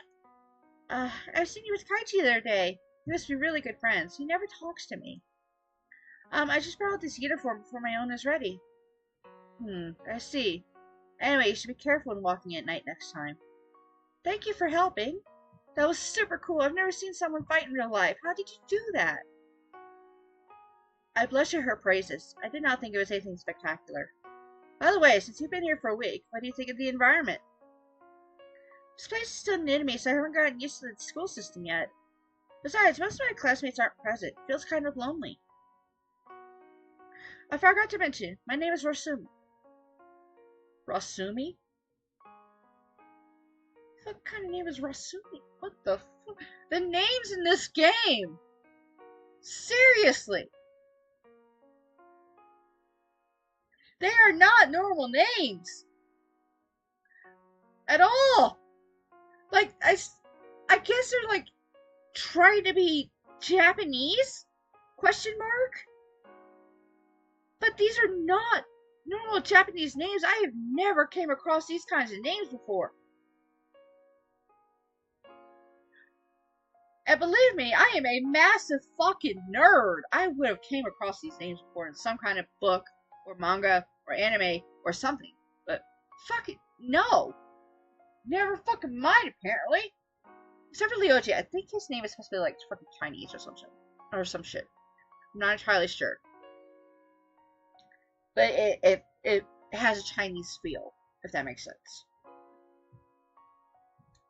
But what the fuck? The fuck? Okay, I'm gonna stop ripping on this shit. I'm Cross. You should interact with people from other classes. They are nice.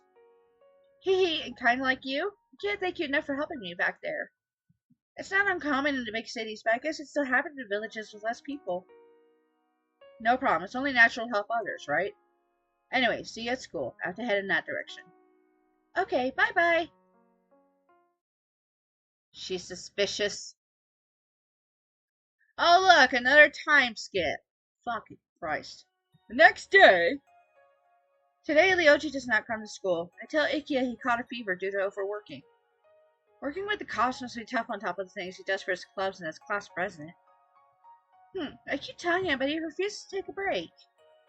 This is his punishment for not listening to me. It's his fault for taking on so many things at once. It must be frustrating that people keep going missing and he can't make it stop. Why don't you join the force? I thought you were interested in this stuff. Nah, sounds like work. I prefer being lazy. You're super smart. They might make more progress with you as a recruit. Haha, I'll think about it. I won't. I thought they would take my theories about demons, zombies, and shinigami seriously. Even my classmate who works as a shrine priest is seen as an odd cookie. Oh well. During lunch break, I catch Rasumi standing at the door. Hi, would it be okay if I join you? No problem. In fact, I'm glad you're approaching the other students. I introduced her to Ikia and right away, they seemed to get along. Right away. Well, they're both cute. Even though she's sus as fuck. She's super fucking sus. I don't trust her.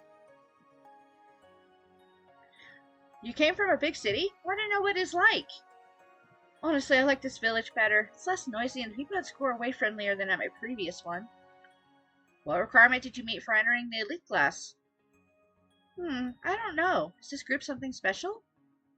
She seems to be clueless about the school system. Maybe her parents placed her into the class without telling her. Your class looks like fun. Mine is empty half of the time. Oh, didn't Kaichi come today? I don't think so. I'm going to have lunch with him since he's the only other classmate I know, but I can't find him anywhere. If you encounter him, please tell him I'm missing him. Maybe he ran away from you. He is shy towards new people. Oh, there goes my chance to make a good first impression. Yeah, just forget Kaichi. He's a jerk. He's a dick. Just ignore him.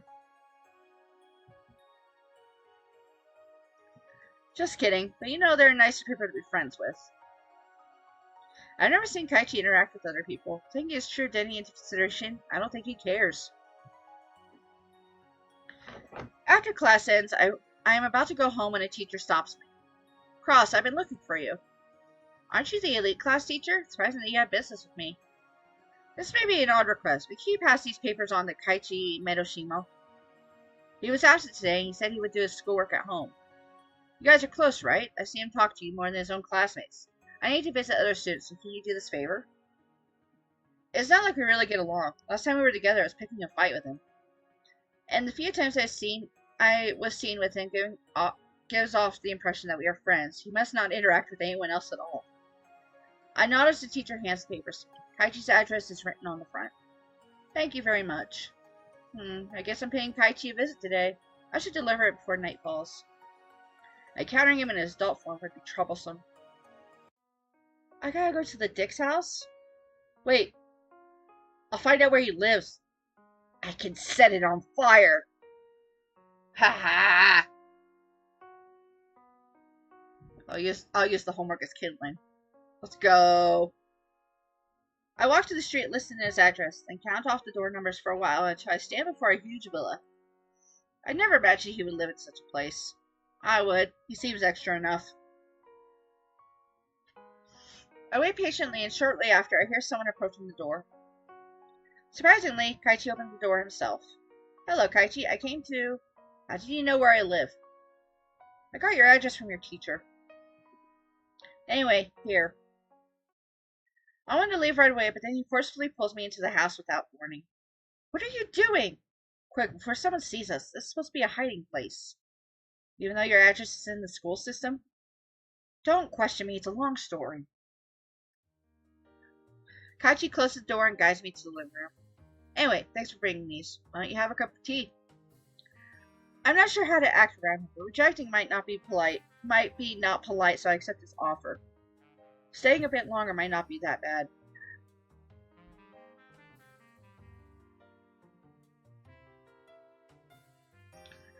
Brain-eating parasite. You do not want to be around this motherfucker in his home turf at night. You dumb bitch. Holy fuck.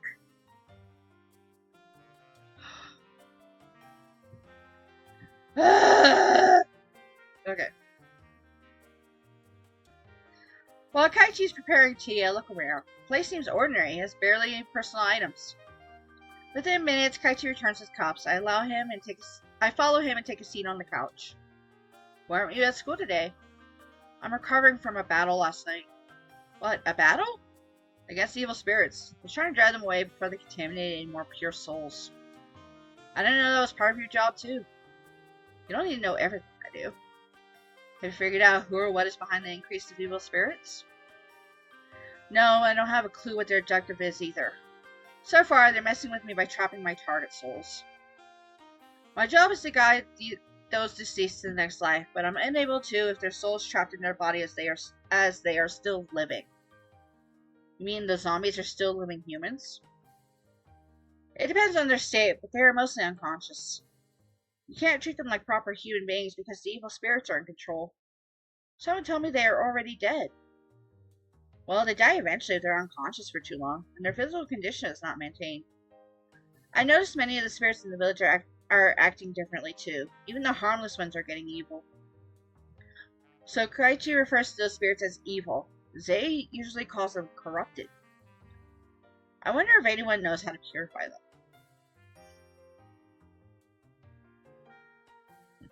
I take a sip of the peach-flavored tea. The more puzzle pieces I put together, the more new pieces appear. People are kidnapped, their souls are trapped, and their corpses are possessed by evil spirits. At the same time, pure spirits are being corrupted to control the zombies. This whole conspiracy is twisted and complex. Even though Kaichi is a Shinigami, he's having trouble dealing with them by himself too. Do you want help in getting rid of those evil spirits? Tell me what you have in mind. The Forest Demon. You two are from the same realm and have the same goal. It takes a moment until he frowns at my suggestion.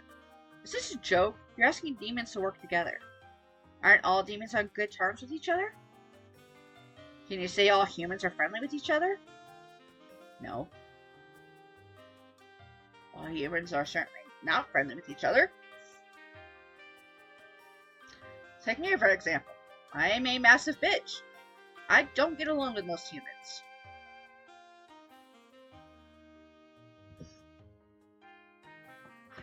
He has been here longer, so this village is his territory. I'm merely a guest.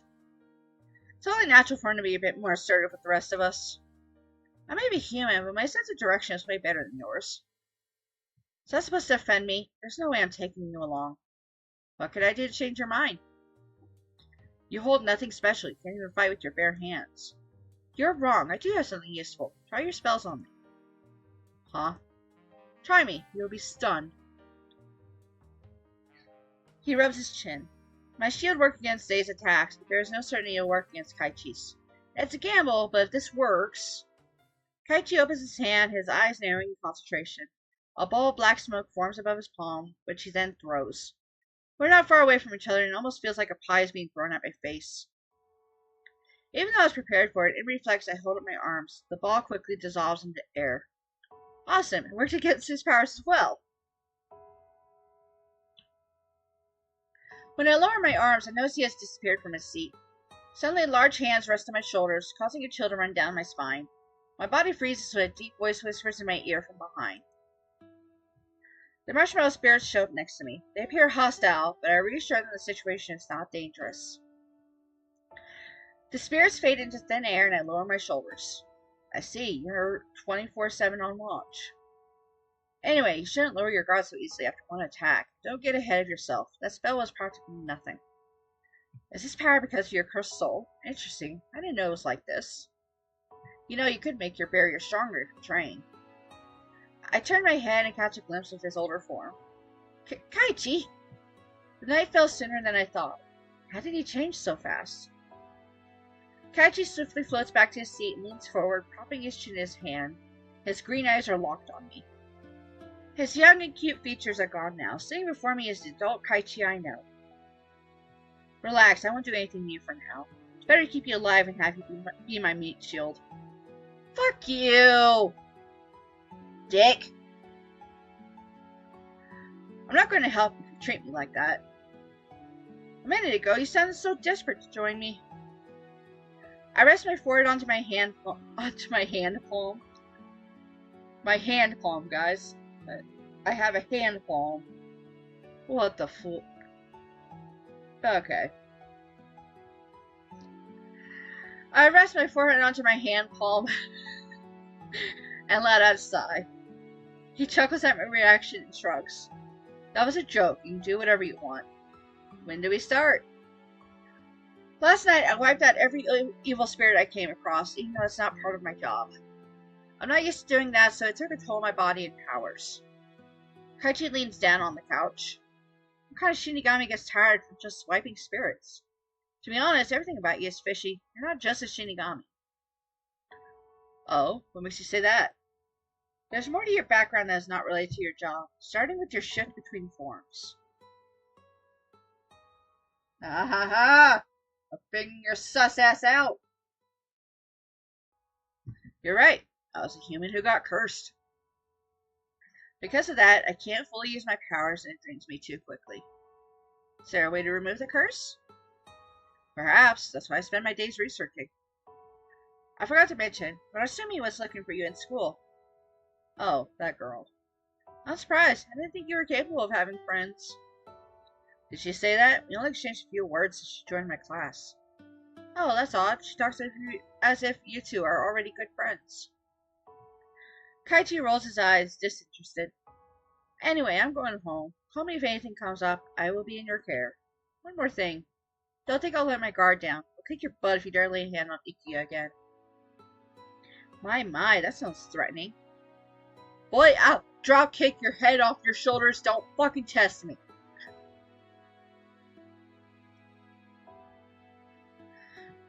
Since Kaichi is resting, I let myself out.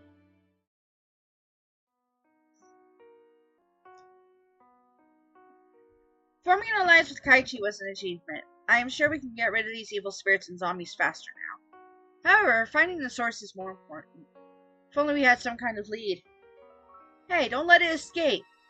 It went this way. Hurry up. I look up the shouts to see a large crowd a few streets away. All of them are in priest clothing, which catches my attention. I get closer out of curiosity, watching behind a wall. They're crowding around something too small for me to see. So you were after my children, huh? This'll teach you. Don't underestimate humans. We're not powerless as you think. We will hunt all of your kind down. That's enough for now. It will disappear on its own soon enough. They stand there for a while, mumbling prayers I did not understand. No! Not the baby! Bastards! Fucking humans! God damn it! The baby! No! The little baby. The fuck? Fucking humans, man!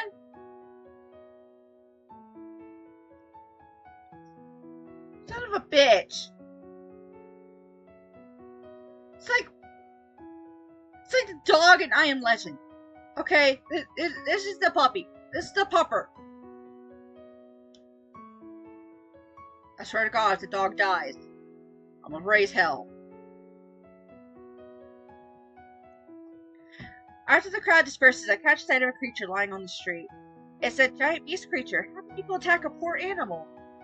I run over to it and touch if it is still breathing. Poor thing, what did they do to you? The creature lies there unmoving, slowly growing more and more transparent. Oh my, you were actually a spirit? Oh no.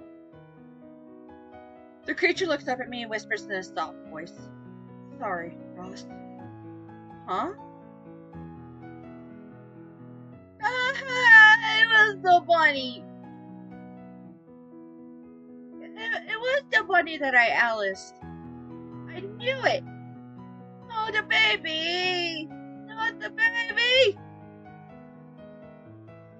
I'm gonna legit cry. This isn't a horror game. It's just depressing. What the fuck?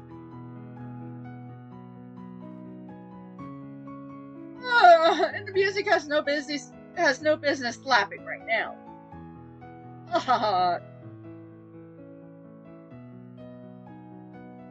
Light surrounds it like it is glowing, and it shrinks into a bunny spirit. Aww. Aww. I reach forward to pick it up. The moment I touch it, its fragile form shatters into pieces of light and fades into the dark sky. I'm legit about to fucking cry. What the fuck? Bunny did nothing wrong. What the shit?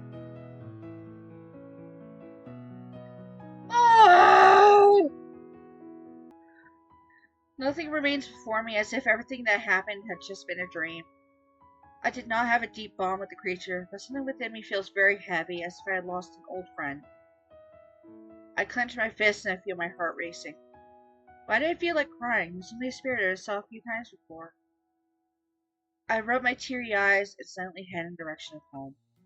Once again, a large crowd passes me by, though this time it is not the priest from earlier. A different group of people are chasing after someone who is so fast I almost missed their red braid. They're chasing after Zay? Oh, fuck no. You motherfuckers are not touching the husband. You already killed my bunny, god damn it. You son of a bitch bastards.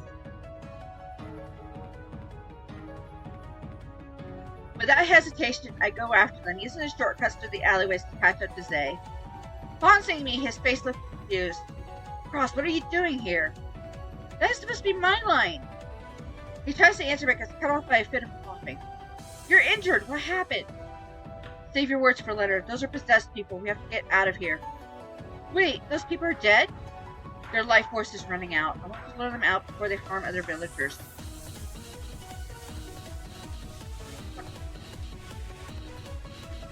We go from warning the bunny spirit and chased by zombies. That's great.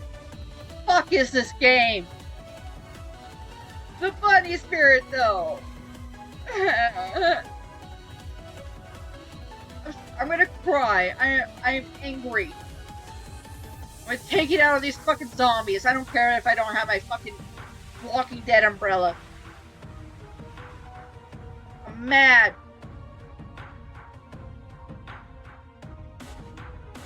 I think about taking them on like Zay and I did before, but Zay is injured and there are too many of them this time. The only option is to run. I grab Zay's hand and help him escape. Shortly after we reach the park, a minute of silence passes. It seems we lost them. Hopefully they won't go looking for more targets. If other people bumped into the zombies, they might be in danger too. As if I don't have enough to worry about. Okay, the husband is safe. But the bunny! No!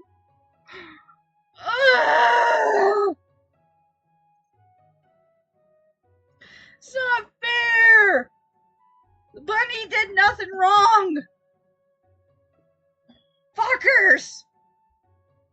Oh, good baby! They were a good baby!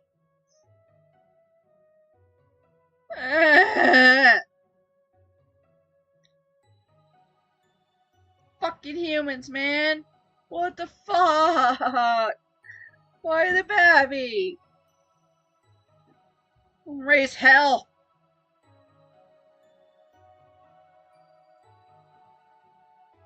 I don't know how I'm gonna raise hell, but I'm gonna raise hell. Maybe he's fucking... God damn it. Oh. Too bad I didn't know who those fucking villagers were. Who would burn their houses down or some shit. I don't know.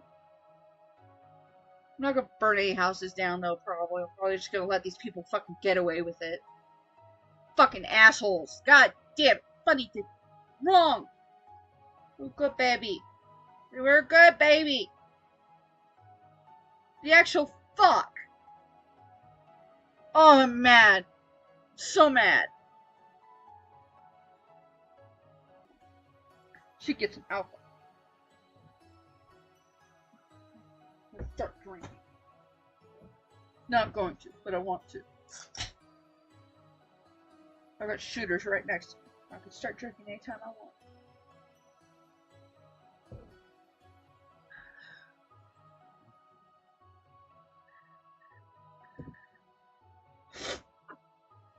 I like legit want to fucking cry. That sucks so hardcore. Hopefully they won't go looking for more targets. If other people bumped into the zombies, they might be in danger too. I guess if I don't have enough to worry about. I sit Zay down on a bench nearby and I take the place next to him. He seems exhausted. So, why are you here in the village all of a sudden? I got a call from a spirit, but his presence disappeared and I can't find them anywhere. This is just a guess, but was it a large bunny creature? Yeah, do you know what happened to it? Sorry, but the priest and the other villagers hunted it down. Zay's eyes widens for a second, but then he simply nods, keeping a straight face. I'm sorry I couldn't help him. He lets out a sigh and strokes my head. Somehow I calm down after his touch. Don't be upset. If anyone is to blame, it would be me. I was too late to help him. Oh, don't blame yourself, Zay. It wasn't your fault. All these fucking rotten humans. God damn it. It was Zay's friend, too. Damn it. The last words it said was sorry cross. What the actual fuck? Why would that have to be its last words? It shouldn't have apologized to me.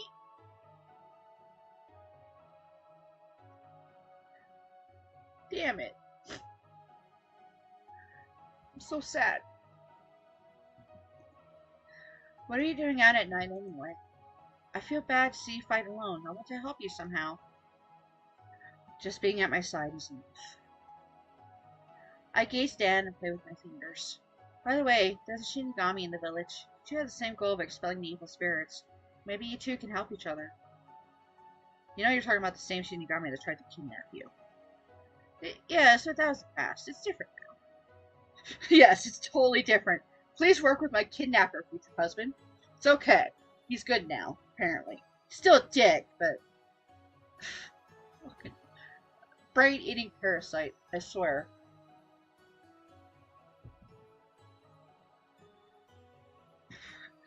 Zay narrows his eyes at me, but ultimately sighs deeply. We're not exactly on good terms, but I'll do what I can. I tell him everything about what happened in the village the past days. Zay nods occasionally and shares a few of his ideas. Speaking of the possessed corpses, we can't take down that group for now. I will send a few spirits to check on them while we find a way to purify their bodies.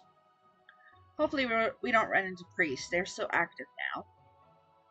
I happened to bump into a group of priests before and they found out I'm a demon because their charms reacted to me, so maybe that's why.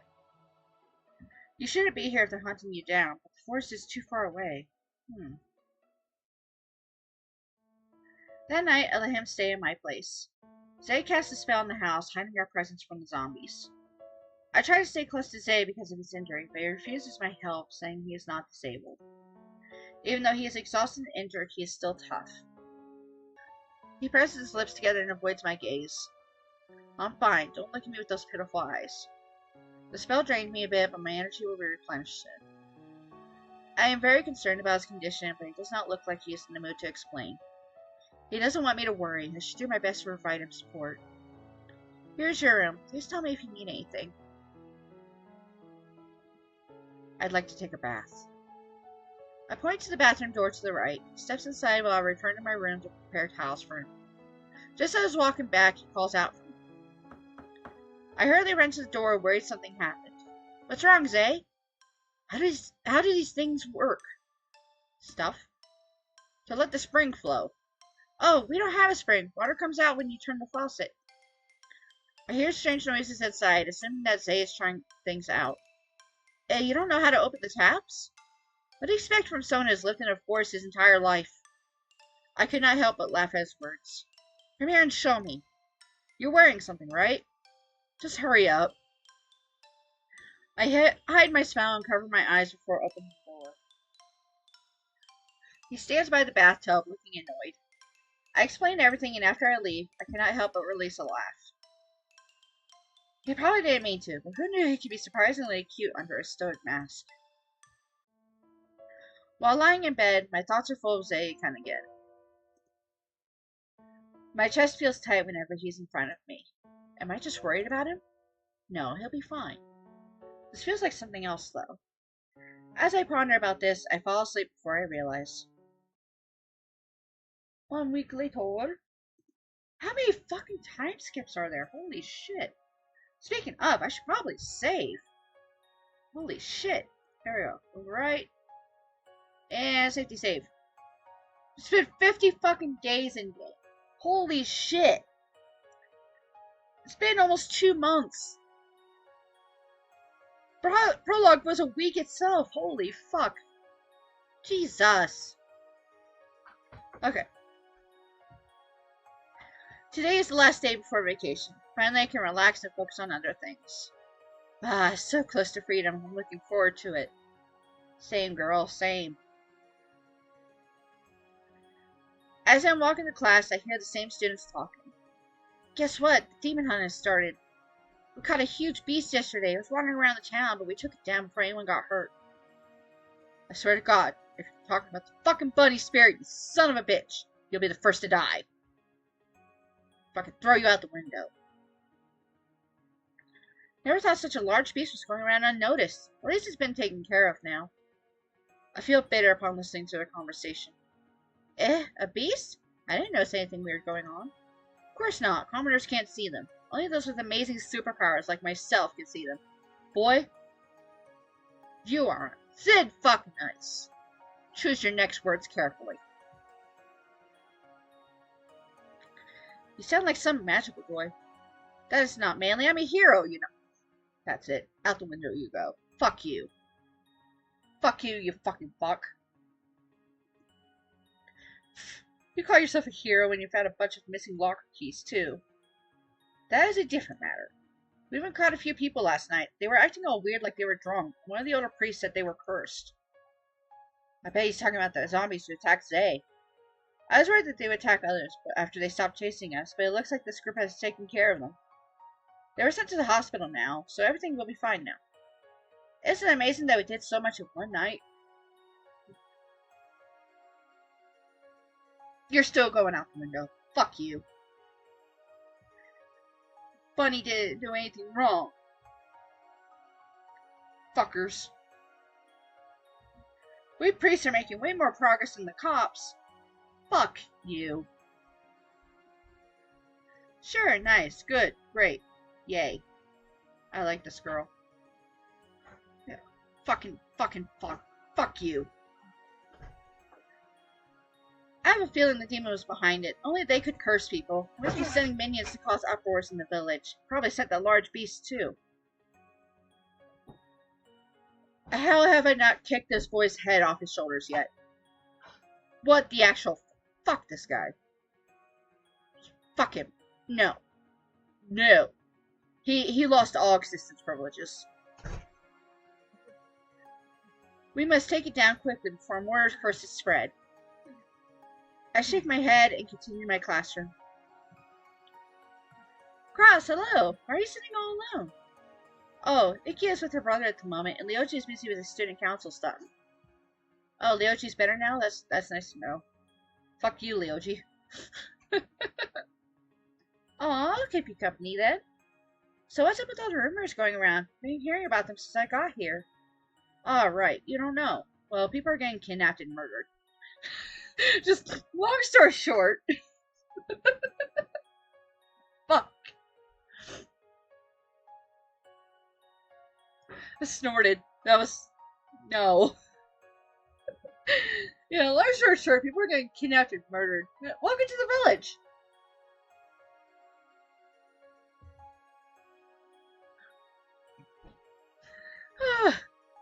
The cops that investigated had no luck tracking the culprits down.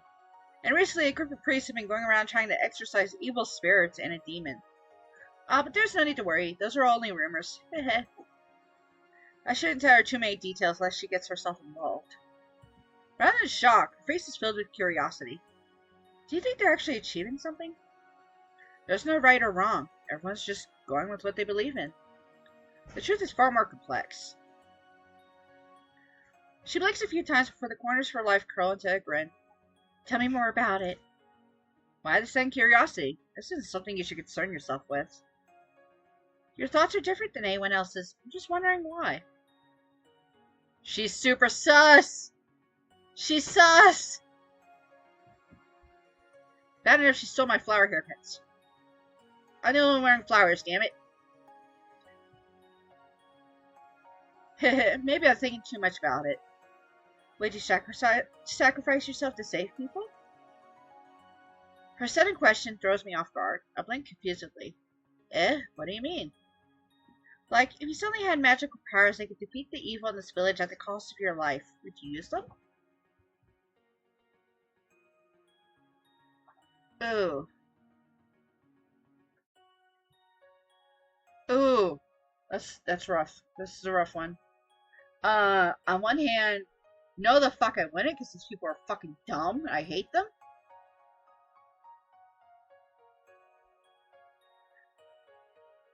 Plus, I wouldn't be able to marry my husband. Shit. What's with these hard questions? Is it because we're getting later on in the game? Is that why I'm getting these hard questions now? Is that fucking chase scene with the zombies wasn't bad enough? That just sucked. That was bullshit. I actually had to look at the fucking walkthrough. I'm shameless. I looked at the fucking walkthrough so I wouldn't die again. So having to go through that goddamn scene in the library was bullshit. I mean, I could always go the neutral route and say that you're a fucking dumbass. So that's basically what this is. The haha, that's a silly question. That's me very nicely saying you're a dumbass. Why the fuck? There we go. Haha, what a silly question. That would ever happen. What's the point of sacrificing myself if I can't see it through to the end? Who knows what'll happen after? Oh, I see. She smiles innocently and shrugs. Eventually, she leaves to go to class, and I am left to my own thoughts. Sacrificing myself to save others? It sounds like I'm going to end up as a tragic heroine of some fantasy drama show. Besides, I value my life. I'm sure Icky and Leoty will be upset if I made such a rash decision. Rash decision. Holy, my English is hard. After class ends, I am the last to leave the classroom. Suddenly, the marshmallow puppets appear before me. Lamau. Yay, marshmallow puppets.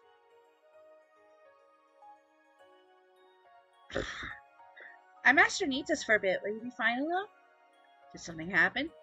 He needs information regarding the spirits around the temple. I think he will be fast. Alright, send him my regards. Tell hubby I love him and miss him. Okay, please take care. Is that the first time those fucking things have talked to me? Holy shit, I think it is. I wasn't surprised at all. I'm just way too jaded, apparently. Too much weird shit has happened. I stopped being surprised. I watched the spirits disappear and leave the school grounds. I decided to drop by the park to relax. I wonder what I'm going to do this vacation. So far, I do not have any plans. Maybe I should call my parents. Yes, let's call our parents. Well, we haven't even mentioned our parents in almost 2 months. Not since the fucking prologue. All we know is that they're overseas for work.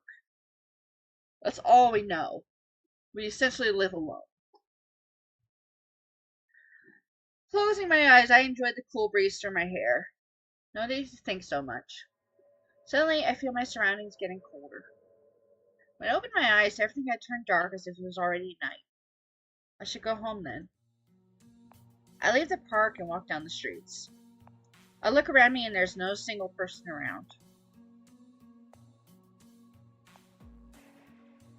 Shit's about to go down. Huh? Why am I at the park again? This road is to my home.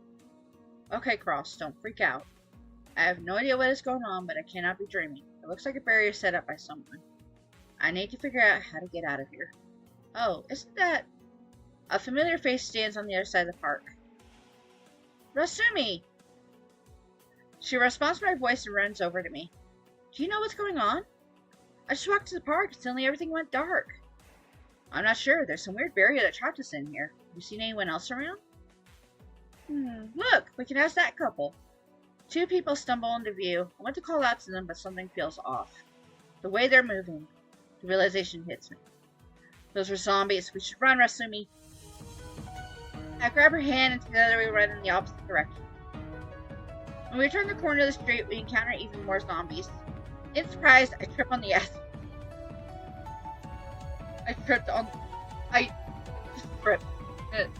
That's it.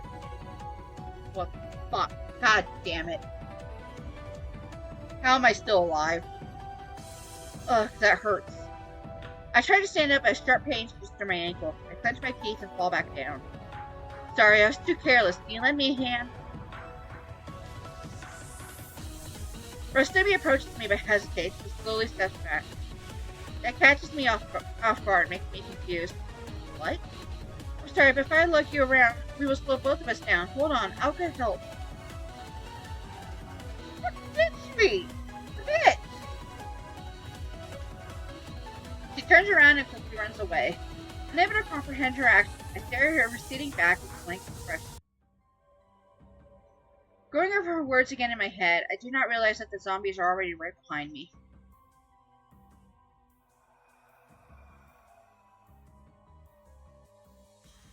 Did I seriously just fucking die again?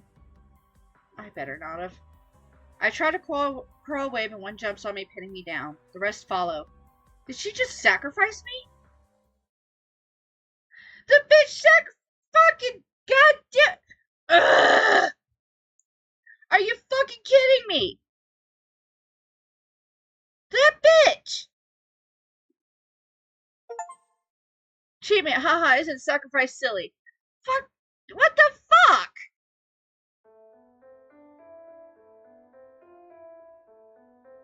What the actual fuck? God damn it! Oh, what a bitch!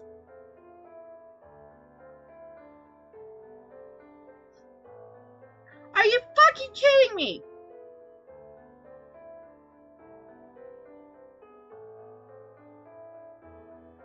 Wow!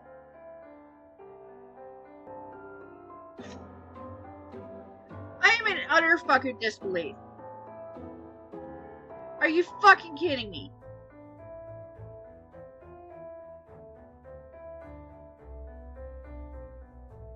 This hoe!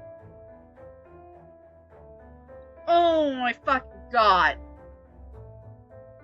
Is there like no happy ending in Zay's route? That's my second death ending. What the actual fuck? Oh my god.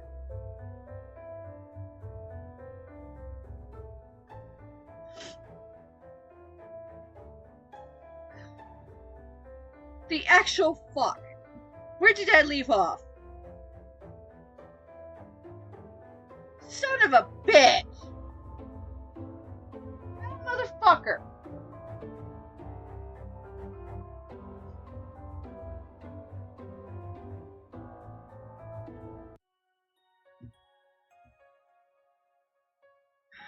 Alright.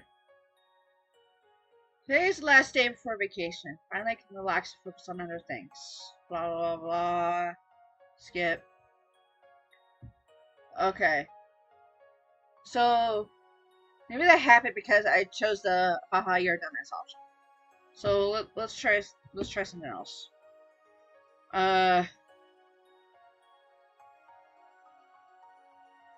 Fuck. Which one though?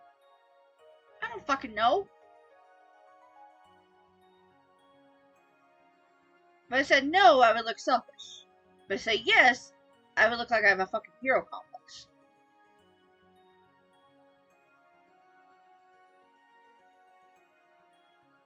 Fuck it. Yes. Yes, it would help many people. Even though I don't fucking want to, honestly. Fuck these guys. They killed the bunny. They killed my fucking bunny, those bastards.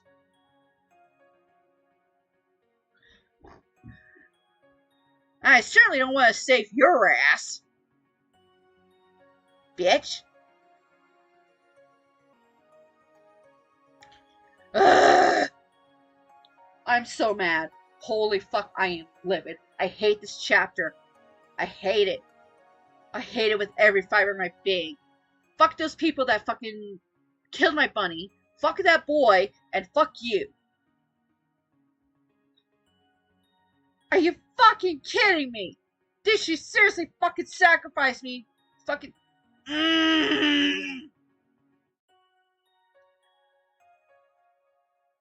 I already knew this bitch was sus. Now I'm just pissed. I should have fucking seen it coming, but I didn't.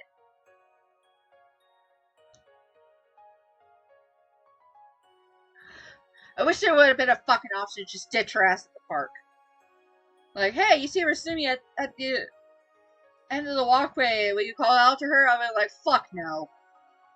Fuck you. She left her to those fucking zombies in the park. Why did I drag her with me? Well, hey, wait for me. Oh, you better fucking catch up then, huh? Fucking bitch. God damn it! Ugh. This game is not good for my blood pressure. I will persevere. For Zay. I will persevere for Zay.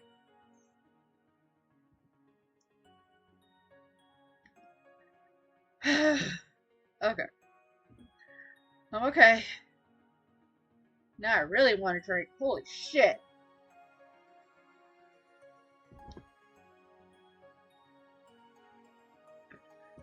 It's supposed to be a fucking horror game. I'm not getting scared. I'm just getting pissed.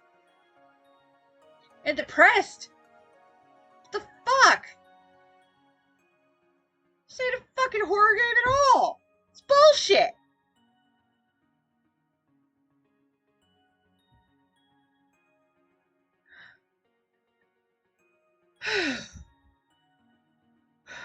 Okay, breathe cross. Breathe.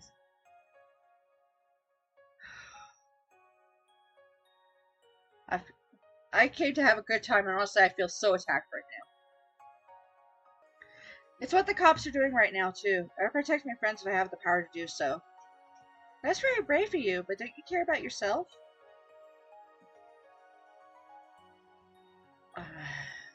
I care about myself more than I care about you. Get out of my face. Of course I do. I understand that it's selfish of me and people will feel hurt from losing me. So the ideal outcome is to sacrifice nothing. Hee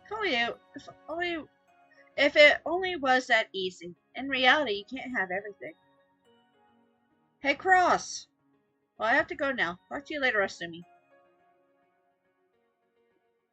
Say goodbye, Ryoji. I wave at her and head over to Ryoji. Since when were you so friendly with the elite class people? I don't know, she just transferred and seems nice. Anyway, did you need me for something? I need to ask a favor. Can you take over as student council president for a few days? The fuck kind of favor is that? Can't you just ask your vice? What the fuck, Ryoji? Can you actually do that? You actually be like, yo, I'm gonna go fucking skip rocks for a week. Can you take over my fucking student council president duties? And your friend can be just like, sure, buddy, I got you. And then they fucking go into the fucking student council room, and the other members are like, "Who the fuck is this bitch?" And they're like, "Hey, Prez said that I get to take over for him for about a week." Well, he goes, "Fuck off," so I don't know. I'm like, "Oh, that's great." What the actual fuck? You can't just ask a random friend of yours to take over your president duties for a few days. That's what the vice is for. Who the fuck is the vice president? Are they okay with this?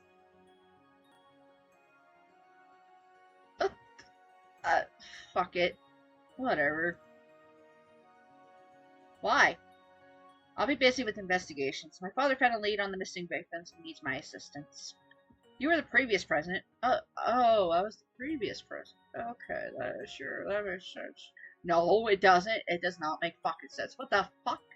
Wait, I was the previous president? What, I only served one term and I said, I'm good. Fuck you guys. I'm out.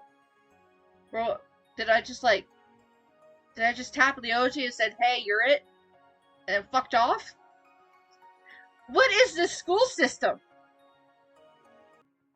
You were the previous president. I don't know anyone else with experience leading the student council. Fucking ask your vice! Obviously, if I was the previous president, but I'm not anymore, I don't want the fucking job.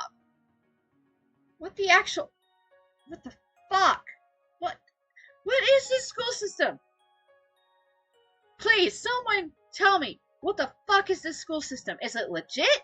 Is it modeled after an existing school system? Or is this just some cracked out thing that was just created because plot?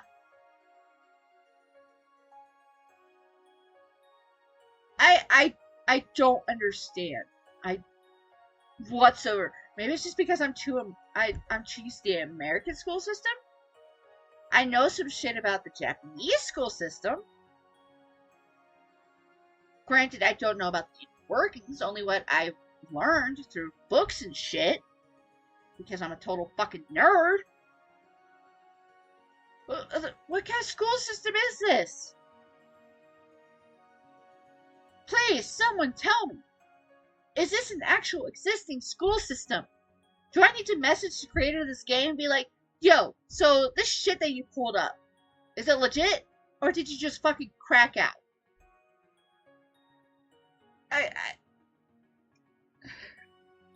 This sincerely bothers me. I don't know why it bothers me, but it does. Whatever. Plot. I cross my arms and stare at him with half-lidded eyes. You don't have to do much. I just need you to supervise everything. Knowing you won't mess it up. So, pretty please? You're doing my homework for the next week. And there better not be any mistakes. The actual fuck is this school system? I don't understand. It hurts my brain. And what kind of break is coming up? Is it like a summer break? Is it winter break? What kind of school system is this? Is it Golden Week? Is Golden Week coming up? I mean, I with the way everything is phrased, I want to believe it's some kind of Japanese setting. But I have no idea what the fuck is going on. It makes zero fucking sense to me. And it hurts my brain. Please do not hurt Cross's brain. I have so very little of it left. Alright, how's this? Could you do the investigations in my place? I accept. Fuck it. I won't do... Apparently I'm allergic to student council duties. That's why I passed it on. But I'll do the fucking investigations instead. Haha, Leoji.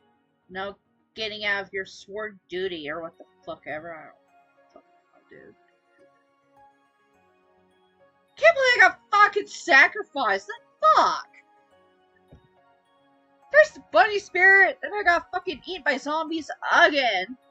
Well, at least this time it wasn't because I was making ramen or some shit. It's because I got fucking sacrificed. Hope she got eaten afterwards.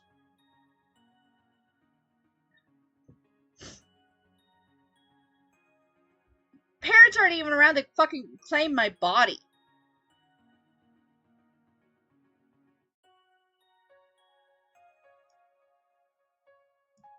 And who knows if they would actually even be fucking told. Fucking someone would probably call after they find my body and my student ID, be like, hey, so your kid got eaten by zombies. You want to claim her body? And they'd be like, oh, sorry, we're tied up in work. We won't be there for another 3 months. And they'll be like, oh, that's cool. Just keep it in a fucking cold drawer until then. Like, somehow the paperwork gets fucked up, and I end up in a fucking unmarked grave, and parents will be there and be like, so we're here to claim our daughter that got eaten by zombies, and like pull a drawer open, like, that's not our kid. Like, mad scramble, being like, oh, well, false alarm then, I guess your daughter's just missing. In actuality, I'm fucking in an unmarked grave somewhere. Fuck, dude. The fuck? I wonder if that's ever actually happened. I mean, I don't want to believe it has actually happened, but it is a possibility. The chances are not 0. Let's put it that way.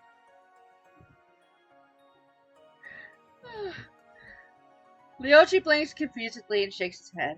Wait, I wasn't serious. I'm sure your father wouldn't mind. I know what kind of job you're doing, and having extra hands won't hurt. I didn't. What about Ikia? She could take over the position too. She's more capable than you think. I will think about it. Leochi rubs the back of his neck and lets out a sigh. His body language says enough. You forgot something. What is it? What about my reward? You don't expect me to do this for free, do you? What about doing my homework for 2 weeks? Ah! Called it! 2? That's a lot. Besides, you don't even struggle with doing homework. It might not be a challenge for me, but it's still a pain to do it. I'm doing a job for the sake of this village. If 2 weeks isn't fair, how about a month? Actually, 2 weeks is fine. It's a deal then. What is this game? The fuck is this game? I can't. After school, Leochi brings me to the police office to give me the necessary information. He also lets me view documents about the kidnappings that could be useful. When we were little, Leochi and I used to sneak around the office trying to solve cases. Sometimes Leochi's father would give old cases for us to solve, and we'd surprise him with our quick wits and intellect. As Leochi grew older, he started to help his father more. Recently, he's even gotten permission to help out with investigations. A few hours later, as I am leaving the office, Leochi hands me a small pouch. Handcuffs and pepper spray?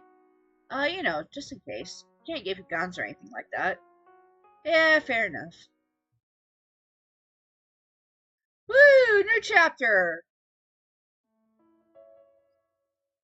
I'm gonna save. And a safety save. Now pause so I can go angrily pee. My first mission is to keep an eye on my neighborhood. If there are any suspicious activities or people, I can report to the office. Logi says that he assigned me there because my neighborhood has been without a guard for a while. It does not sound like a very exciting job, but at least I'll finally be able to do something. I sit close to my window and keep my attention to the street. My house is in the middle of the neighborhood where I can see people walking in and out. I peek at the clock, 8:20 p.m. So far, no one has been passing by. Bored, I tap my pen against my notepad. Maybe I should take a break for now. I'll be awake the entire night, and it'd be troublesome for her to accidentally fall asleep later. A few hours pass by without much happening. Maybe I got my hopes up too early. Right when my eyes start to get heavy, I see a guy walking in view. His movements are kind of stumbling and shuffling that drunkards do. Other than that, he does not seem very suspicious. I observe his appearance and note it down. After he walks off, I see another person on the street. Huh. Wait, is that Kaichi? As soon as I notice a blonde-haired guy, I immediately get up. I know that abandoning my post in the middle of a job is not the best idea, but nothing good ever comes out of this guy wandering around at night. I decide to follow him and see what he's up to. I take my equipment and grab my jacket. I'm working with Kaichi now, right? If he is doing a job, I can help him with that.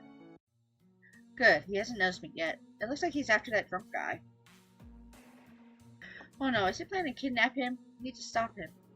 Little by little, I silently approach Kaichi from behind, my pepper spray ready in my hand. I run and jump in front of him, aiming the spray at his eyes. Take this, you murderous Shinko! God damn it. Braid-eating parasite. I should be... Come on now, he's obviously following a fucking zombie. What the actual... Okay. I mean, he's a dick. But he didn't do anything dickish yet. Even though I had approached him from his blind spot, he dodged it at the last second. I keep my finger on the nozzle until he grabs my wrist and moves the spray away from his face. I never expect to be hunted while I'm the one hunting. Don't you dare kidnap more people. I'm after evil souls right now. You're telling me that drunk guy is possessed? Yeah, it's only the first stage, so it's barely noticeable. I was lucky to come across one tonight. I raise my eyebrow and lower the spray bottle. Good job wasting all that fucking pepper spray, dumbass. I'll give him the benefit of the doubt, and we'll let him finish his job before demanding an explanation. We keep on walking while having a conversation. Since when were you after zombies? I thought you were only interested in cursed souls. There's that too. But these guys are messing with my job. Speaking of that, I'm even luckier to have found you so easily. You even came running right to me. What? I point the pepper spray at him again. It won't do anything to you. Yet. That forest demon is keeping a closer eye on you. I'm not looking for more trouble. Zayas? Maybe that's the reason why Kaichi hasn't laid a finger on me. Kaichi struggles. Yes, he's struggling. Kaichi chuckles at my reaction. So, little girl, what are you doing out this late? I'm on duty and you're my first suspect. What? But I haven't done anything yet. Really? How many cursed souls do you have now? 14, but don't misunderstand. I didn't kill all of them. I counted people who died of natural causes, too. There are only a few souls left on my list. And you're still coming after Ukiya and I, huh? Don't lay a finger on her or... Yeah. He gives me a brief smile, and I wonder if he is really going to keep his word. You better head home for now. I sense a few more evil spirits nearby. So you're better at finding zombies than people, huh? Your cursed soul smell must be sticking to me. I lift my foot to kick at him. I won't leave yet. This is my chance to understand more about what's going on. Have you figured out what caused these spirits to possess the dead bodies? Even though I've been fighting them for a while, I don't know the source. In fact, I don't even have a single lead. As far as I know, only demons can pull off something like this, and there are no demons in this village except for the forest one. Although maybe... No, never mind. I have no clue. Kaichi runs a hand through his hair.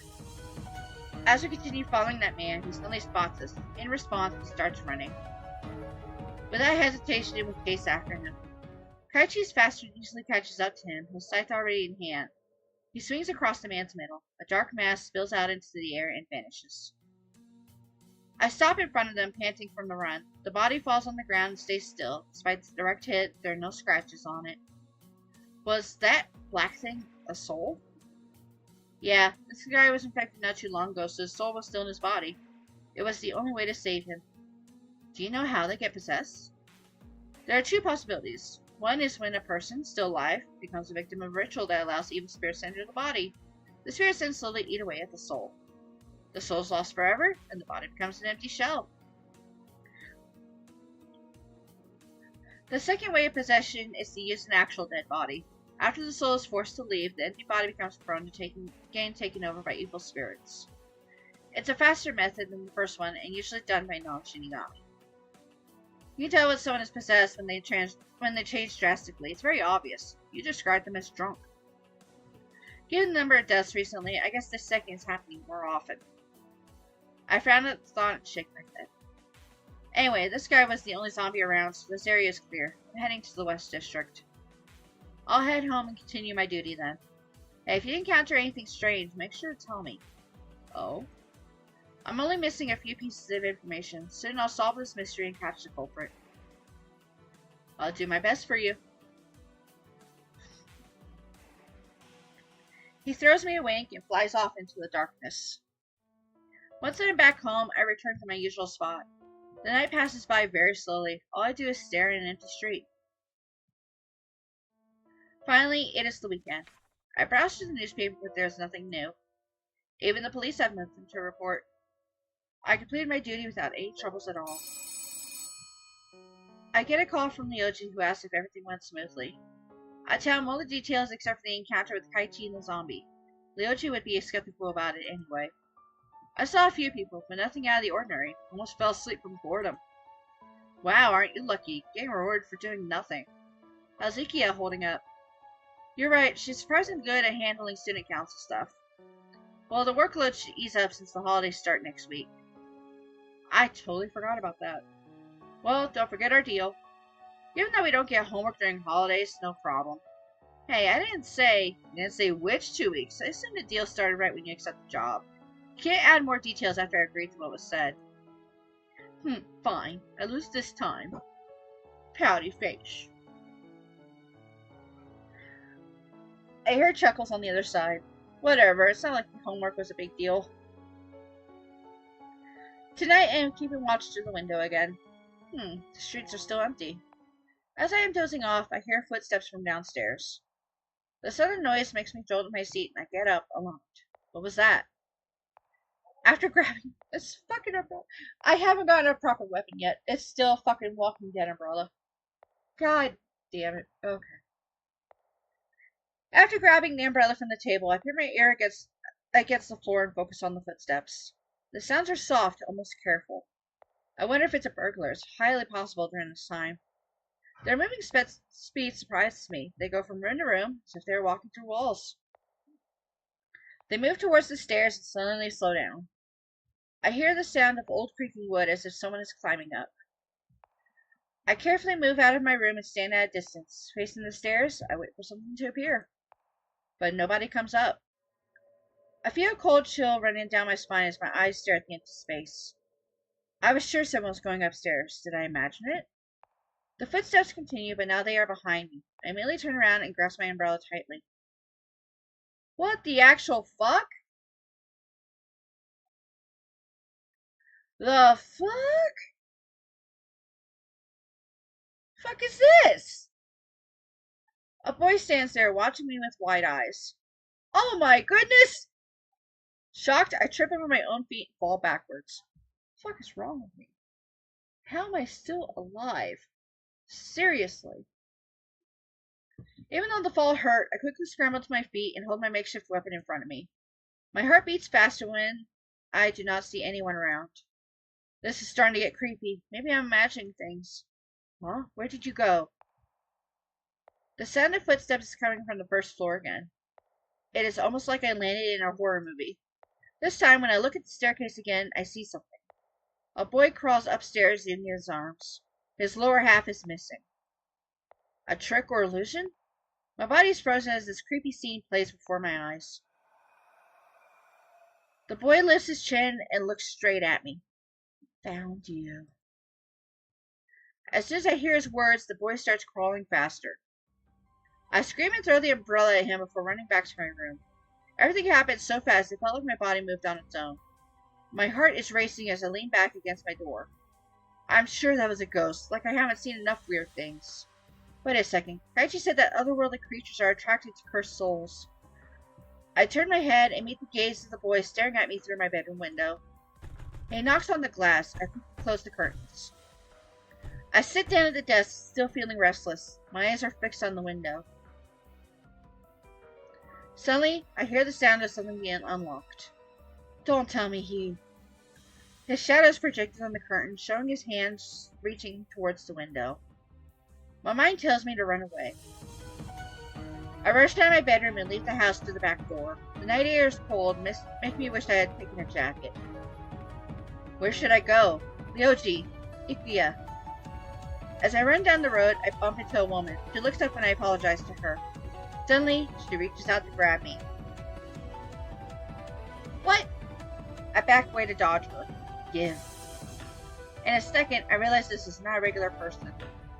Ugh, such bad timing. I'll have to report this zombie to Ryoji. Get away from me! From my pocket, I take out the pepper spray that Ryoji gave me. The woman is surprisingly fast. She grabs the bottle before I get the chance to use it. Now barehanded, there's no way defending myself. I only have my handcuffs left, but it would be difficult to pin her down. All I can do right now is to get away from her. It's so dark. Which way is the police office? I continue to run and somehow end up in the forest. The woman is still after me. The trees here make it easier to hide and shake her off. I run in zigzags and take many turns. As I hide in the bushes, I watch the woman looking around in confusion. In the end, she turns around, presumably having given up.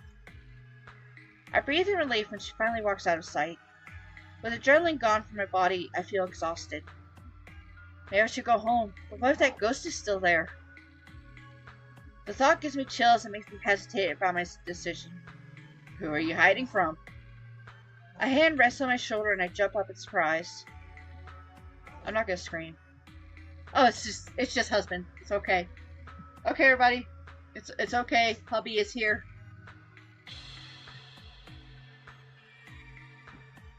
You're acting like you've seen a ghost. Oh, Zay. That's actually why I'm here. What are you doing out here this late? I was being chased by a zombie woman. I could ask you the same. I thought you were hanging around my place. There were some things I had to take care of. I see. Anyway, there's a ghost haunting my place. I've never encountered one before, and it scared me so much I ran from my house. Should I come to check? My eyes light up at his offer, and I pull his sleeve. I guide Zay to my place. We search every room and corner, but the boy from before is nowhere to be found. Now that that's cleared up, I shall take my leave. Wait. I want to ask him to stay. I'm still not at ease after everything that happened tonight. He looks at me in silence before letting out a sigh. I cannot be happier when he decides to keep me company. What have you even been doing these days? You seem so busy. I could say the same about you. You're going out quite often at night, putting yourself in danger recklessly. I take a job to keep an eye on the neighborhood. Going out wasn't part of the plan. Things just happen. Zay shakes his head.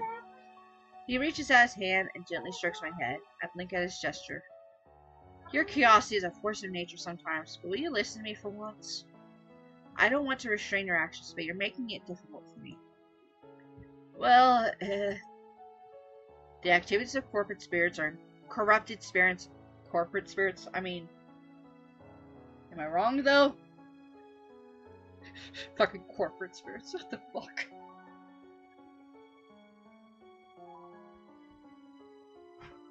The activities of corrupted spirits are increasing. It is highly likely that more will flock to you. It's hard to investigate the source and keep an eye on you at the same time. I don't have to be constantly watched. I'm not that fragile. Zay pulls back his hand and looks at me with narrowed eyes. I know. I wouldn't be here if you hadn't saved me so many times. Sorry to make you worry. He nods at my comment, but his expression is still stern. Today is Sunday, my day off. When I wake up, Zay has already left. I'm thankful that he stayed here for the night. I report the zombie woman to the office. Hopefully they are able to catch her soon. Though I do not know how they are going to deal with zombies, though. So far, they were only seen at night, but I have a fair guess that they are active during the day as well. I have no clue where they could be hiding. To make sure I am prepared this time, I try to gather information. I head to the library and look through the archive. The archives? I'm looking through the archives. What the writer... Honey, please. You're making my job very difficult right now. Look through the archives for similar events. There used to be a laboratory in this village, but it was shut down a long time ago. Perhaps a scientific explanation won't help. I'm dealing with demons and other supernatural creatures after all. Maybe I should ask the priest? No! Fuck the priest! Fuck all of them! They killed the bunny, did you forget? Holy shit! I should call my parents and be like, yo, so fuck this place, I'm moving. Bye. This is our new address. I'll see you when I see you. Like, fuck this. Take his A with me. No, he can't. He's fucking basically chained to the fucking force. God damn it. Okay, new plan. Just kill them all. There we go. That solves everything. The only useful information I can find is how to kill zombies. Individually, they're easy to defeat. However, they pose a threat in large groups. I'm glad to have a Shinigami and a demon on my side. We should be able to take them on together. Even though it is my day off, I feel motivated to work harder. I end up spending hours in the library. There's something on this shelf. I thought I would at least find something in the history section. I should think outside the box. Cross, try the fiction corner or watch TV. Might give you some ideas. Sus! Sus! I hear a familiar voice calling me and I turn around. Rasumi walks over and greets me with a tight hug. Who the fuck says you can hug? Fuck you. Fuck off. Nice to see you here. Try to keep your voice down. You scared me back there. There's barely anyone around. Anyway, what's up? I felt like I was going to the mall, but it wasn't as fun as I thought. Shopping alone is so boring. There's no way to tell me how I look in new outfits, and shop assistants are not reliable. They either say I look good in everything, or try to find something else in the store that will suit me. Why don't you ask your friends to tag along? She frowns a bit, but then changes her expression as she looks at me. Ross, you'll make a great shopping buddy. No. Fuck off. I don't shop. I hate shopping. Huh? What? Despite my protest, I get dragged into shopping with her. Oh my god. No. I don't want to. Fuck. I hate shopping and I hate her. Why the fuck is this going on? On second thought, I might need some fresh air after spending time inside all day. No! By the time we are done, it is already evening. I plan to continue my investigation, but Rasumi ends up sticking to my side on the way home. Coincidentally, we head in the same direction. Where do you live, Rasumi? I haven't memorized my address. It's only been a short while since I moved to this village. If you turn left at the end of this road and head straight and take the second left turn, you'll reach my place. Aha, that's close to the park. There are missing posters on walls and posts along the road. Each time someone is discovered, their faces are removed. These have been around for a while, more have piled up recently. Noticing my gaze, Rasumi stops and turns to the posters. She narrows her eyes and slightly tilts her head while staring at the images. These people. Do you recognize anyone? They look so familiar. I think I've seen them around before. Where? When I left home, I saw this person in the park. I recognized his face, though he didn't have a nose at the time. He definitely looks better in the photo. I have a weird feeling in my gut. I'm heading to the park. Wait up! How the fuck? Fuck off, go home. You are not sacrificing me again, bitch. Fuck off. I search through the park, but I do not catch any familiar faces. They go into hiding when I'm looking for them, and then appear when I'm not. Why are you so worked up? Police will find them.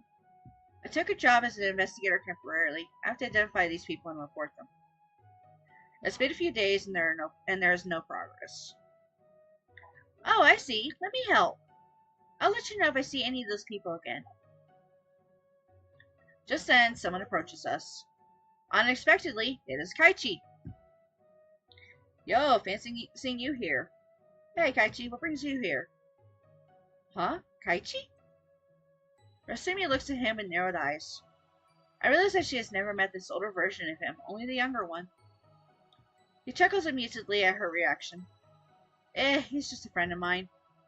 It's like I've seen you somewhere before. I have a classmate with the same name. He has blonde hair and green eyes as well. Are you two related? Could just be a coincidence. A thought immediately runs through my mind. He isn't here to kidnap Rasumi, right? I block Kaichi's view of Rasumi and stand on my tiptoes. I whisper in a serious tone while pinning my gaze on him. What business do you have here? You're not going to try to do anything to my friend, are you? Yes, please take her away. Get her the fuck out of here.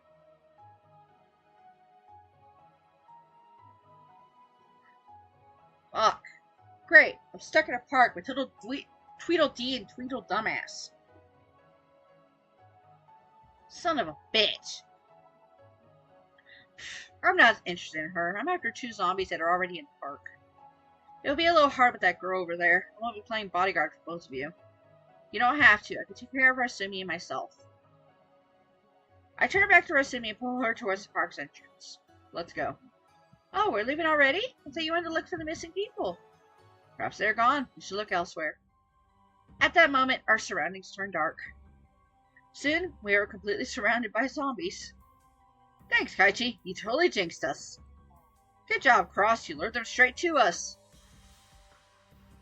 Kaichi smirks and pulls his scythe out. He springs immediately into action and fights with them. I try to take Rasumi to a safer place, but she stands there staring in awe. Is she in shock? What can I do to get her to move? Rasumi, this is not real. You're just dreaming about a Shinigami fighting with zombies that appeared out of nowhere. He is a Shinigami? While we are distracted, one of the zombies heads towards us. I do not notice it till they're only a few feet away. One of them bares their teeth, intending to bite one of us. I quickly push Rasumi away, putting me right in front of it. Something grasps my left arm roughly, and a dull pressure presses into my skin. It does not take long until a striking pain shoots through my body. My arm is getting crushed. Forcefully, I kick him away and pull my arm free. My sleeve has been torn apart, exposing a fresh wound on my skin. I got bitten by a zombie.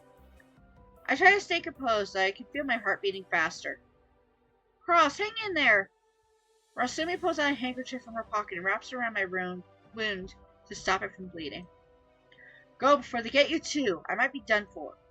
Oh no, don't you try to sacrifice yourself. Tell me, you don't want to die here, right? I heard that those who survive zombie bites turn into zombies themselves. You better leave me here. Just go. Rasumi grabs my hand, but I pull it away, taking a step back. My vision starts to blur as a wave of dizziness washes over me. I did not expect anemia to kick in so soon. Rasumi looks at me with pained eyes and shakes her head.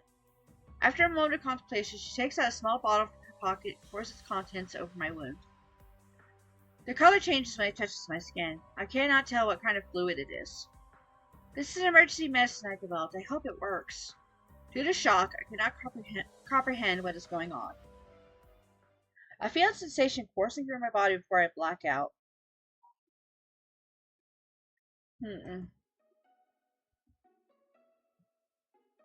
I slowly open my eyes and blink a few times to clear my vision. Judging from the surroundings, I am lying on a park bench. Ah, you're finally awake. Hearing Kaichi's voice, I jolt upright and realize that he is sitting beside me. What happened? How long was I... Oh, my head. Kaichi takes out a pocket watch to check the time. Not much happened while you were down for 147 minutes.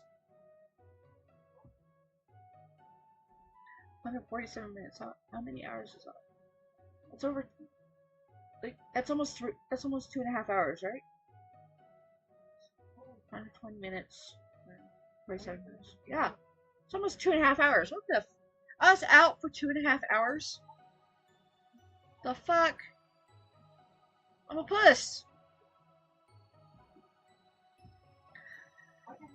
I took down those zombies down and purified the souls that remained in their bodies. Where did Rasumi... Ugh. Worry about yourself first. I remember I got bitten by a zombie. I remember Rasumi gave me something. Wait, am I dead? You're 100% alive and kicking. I look at my arm. There's not a single scratch, so my torn bloody sleeve confirms what had happened. How did it heal so fast? Kaichi leans down to look at me with suspicious eyes. On reflex, I back away. You cursed souls are really something.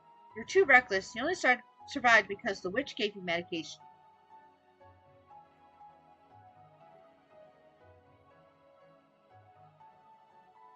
What? Rasumi's a witch? What?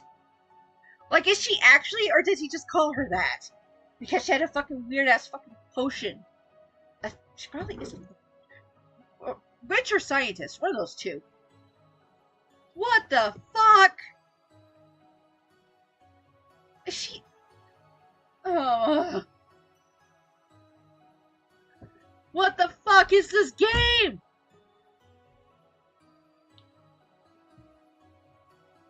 Huh? What? That girl with you is quite suspicious. I know, right? I've been saying this entire time. Bitch is sus. In an alternate timeline, she fed me the zombies. Can you believe that, Kaichi? Fucking Tweedle dick. What kind of medicine did she give me? All I can tell is that it's infused with powerful energy. If she made this herself, she would even be considered a demon. I'm just assuming she is a witch for now. Thanks, Kaichi. Thanks.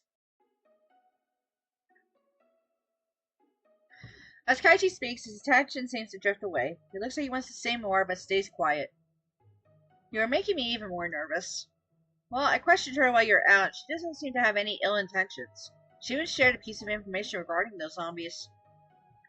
After finding out what was going on in the village, she decided to come here to clean out the zombies. Unfortunately, she's not strong enough to fight the source. She was looking for a potential person to take this potion and fight against them. I'm pretty sure she chose me because it was convenient. It takes a while to get what Kaichi was telling me. I bite my lip as I touch my arm. Most of the zombies are either evil spirits that took form or possess dead bodies. The root is in the old forest. There has been a lot of dark energy gathering there nowadays. I have never been able to cross that area because it's the forest demon's territory. What exactly is there? I don't know. This is all that she told me. So what am I supposed to do now? Assuming he expects me to fight off the evil spirits after taking a weird potion? Did the bitch just turn me into a fucking magical girl? Am I a magical girl now? What the fuck? I've inspected your body and...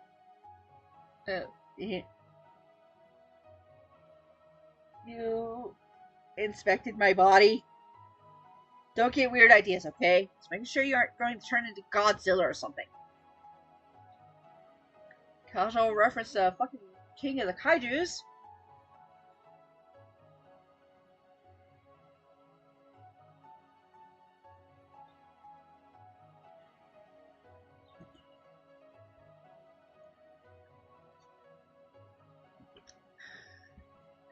There doesn't seem to be any traces of poison in your body, so you don't have to worry about turning into a zombie.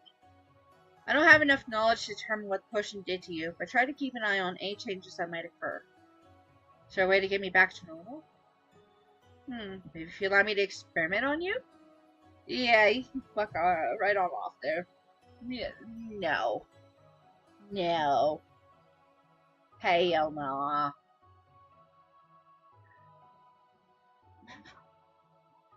Hell no. Just kidding. You better ask the witch yourself. Where did she go? Kaichi shrugs, his expression a bit tight. Even though my legs feel weak, I try to stand up. It's late. I'm going home. Like this? You look like you're about to get blown away by the wind. I shoot him a glare and walk away from him, ignoring his words. I stick close to the walls in case I lose my balance. I can faintly hear footsteps behind me. Do you have anything better to do instead of following me? The night is young. I still have time before I chase down another soul. Well, do whatever you want, but don't stick around me. You're so cold. What have I ever done to you? Let's see. Attempted kidnapping of 2 minors, homicide, murder, kidnapping again. Should I list more? Well, for the rest of the walk, he falls behind quietly. When I reach home, I slam the door closed before he can enter. Slowly but steadily, I walk to my room. I peek through the curtains. Kaichi is still standing by the road. As long as he remains outside, I guess I do not have to worry about him too much. Oh dear, I feel hot. Hopefully I'm not getting a fever. Other than that, I don't see any notable changes in my body. I really hope what Rasumi gave me was just a healing potion. I look at where I had been bitten back then. I run my fingers along the skin, trying to remember the sensation I'd felt. I'm glad that I didn't turn into a zombie. It would be difficult to report to Ryoji about the zombies, but I should at least tell him that the park isn't a safe place at the moment. I get my phone and send Leoji a quick message. Tired, I drop onto the bed and fall asleep in no time.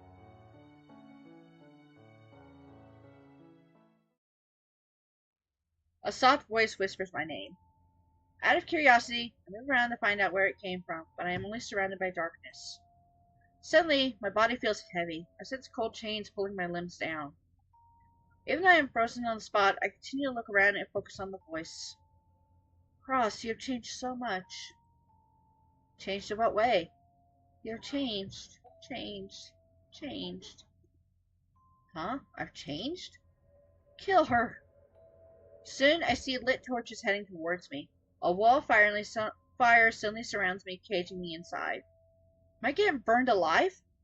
Wait, I'm not a zombie. Don't kill me, please. I'm not. It's just a nightmare. No, it's a lame-ass nightmare. I mean, I understand trauma, PTSD, that kind of shit. That's kind of lame, though. I'm sure my delivery of it was even lamer.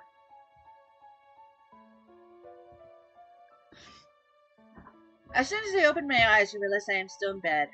My body is covered in sweat and knows my blanket is on the floor. I slowly sit up and open the curtains. The sun has not even risen yet. It must be early. Not feeling like staying in bed any longer, I get up and head to the kitchen. I do not really feel hungry, but maybe eating something will do me some good. Nothing beats toast with crispy bacon and melted cheese. Oh, that fucking sounds good, though. Oh yeah, I'm having enchiladas for dinner tonight. Fuck yes! Hell the fuck yes! Happy dance. While chewing on food, I pick up the newspaper from the door and browse through it. Aside from repetitive advertisements, there are new reports. I recognize the faces from the posters last night.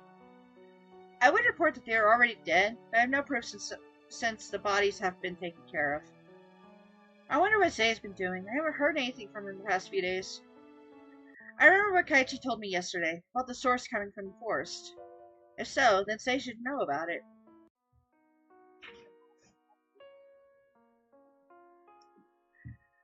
I finished up my meal and decided to pay a visit to the forest. It should be okay to move around in daylight. As I walk down the street, my eyes catch a glimpse of a dark mass passing by. Thankfully, it's just harmlessly floating around people, but it feels odd to see it. I've not gotten used to my ability to see spirits.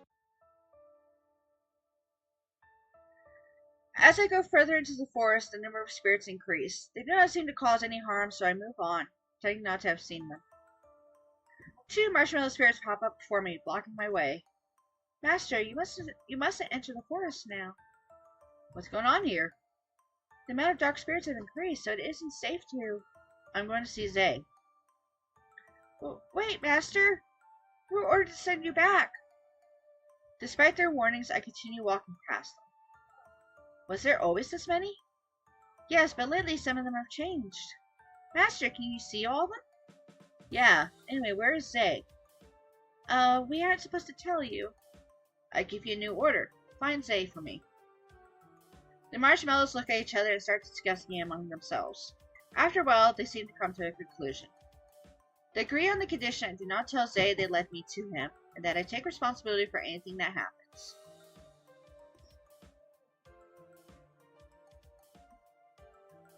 I feel the surroundings changing as I move on. While my attention was elsewhere for a second, the marshmallows have vanished into thin air. Hey, where did you two go? There's no one here. There's an eerie sound behind me. I think about ignoring it, but then something grabs my arm. I immediately pull my arm away and looking up at my assailant. Gloomy purple eyes meet my gaze. Hello, hubby.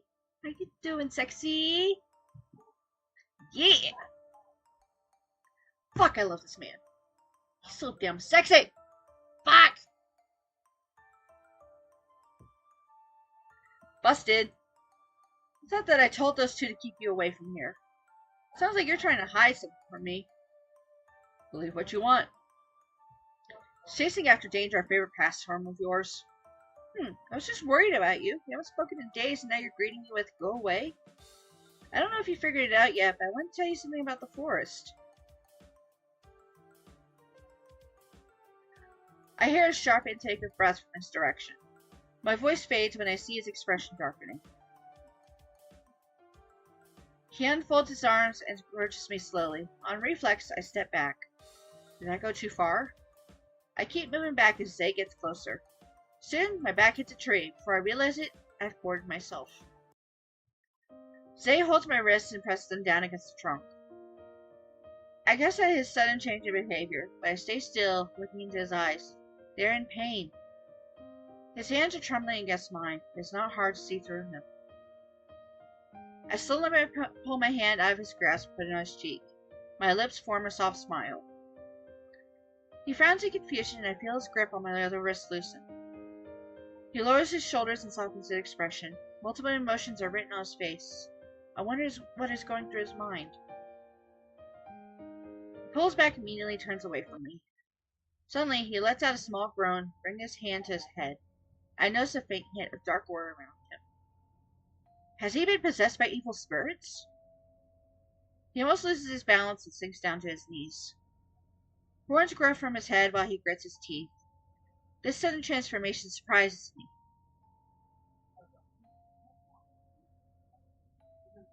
The dark aura around him pulses. After struggling for a short while, he keels over and stops moving. Slowly, I go closer to check on him. I'm relieved to see he's still breathing. I call his name, but he does not react. I never knew Zay was struggling with his physical condition. He must have been working so hard to hide this from me. I need to get him to the temple. A few spirits peer around us, surrounding Zay's body. They seem to lift his body up. I cannot be happier to receive some help. The spirits lead the way. On our way there, I notice some dark masses watching us from a distance. I think they are staying away because of me. I thought this forest is only filled with pure spirits. How did these dark ones end up here? Once we reach the temple, the spirits that carried him here disperse. I put Zay in a futon and sit beside him. I take off my jacket and place it on top of him as an extra cover. Memories flash through my mind as I softly brush my hand over his cheek. He acts so distant, but when we talk or sit next to each other, he always has the warm look in his eyes. I've never worried so much for someone. As he sleeps soundlessly, he reverts back to his human form. I can tell he is recovering. Oh my, it started raining. Glad we got here in time. Moments later, Zay opens his eyes. He immediately shifts his gaze to me. Once he examines his surroundings, he slowly sits up. You're finally awake. You had me worried there. He rubs his head and mumbles to himself. Tell me, are dark spirits taking over your body? Perhaps I've been around them too much. How did that happen to you? That is none of your concern. Even though they tried to affect me, I still have control. Why did you not run away from me when you sensed something was off? I didn't want to leave you alone. He frowns at my answer and turns away. I want to say more, but he does not seem to be in the mood to talk. He wipes sweat off his forehead as he takes time to regain his energy. I raise my hand and touch his back, place both scars. When he turns to look, our eyes meet. Why do you care so much about me?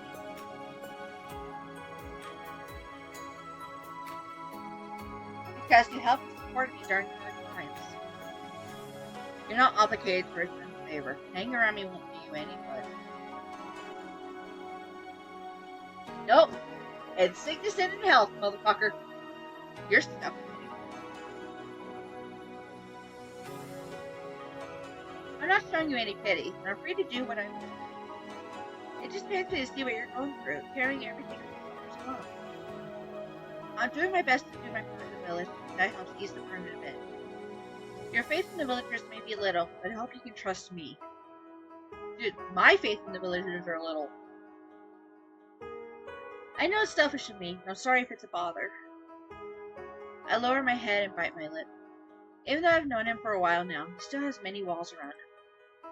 I might have been approaching him in the wrong way. In that case, I should really stop bothering him. Then I feel Zay's arms wrapping around me. He pulls me closer until I feel the warmth of his body. Although it feels comfortable, I am confused. You keep insisting to help, but I don't want to make use of you. This body in my arms is so fragile, I don't know what will make it break. You're already doing enough. I don't need to ask more of you. Aww. Aww. My heart I just want Doki Doki. I just want hella Doki Doki. Ugh! My Kokoro. Fuck! So not fair. I hold my breath as I hear his whispers. One hand clutches his shirt as I rest my chin on his broad shoulder. Before I can reply, his body sags on me and I nearly fall back. Eh, Zay? I pull back and notice he has collapsed again. I pull him back in the futon and watch over him once again. I must find the source as soon as possible and have Rasumi tell me how to expel it. My heart is still racing from what Zay just told me. Now I know for sure I cannot leave his side. I take out a handkerchief from my pocket to wipe away sweat from his forehead. The moment my fingers touch him, a scene flashes before my eyes. My thoughts are hazy. It feels like I am dreaming.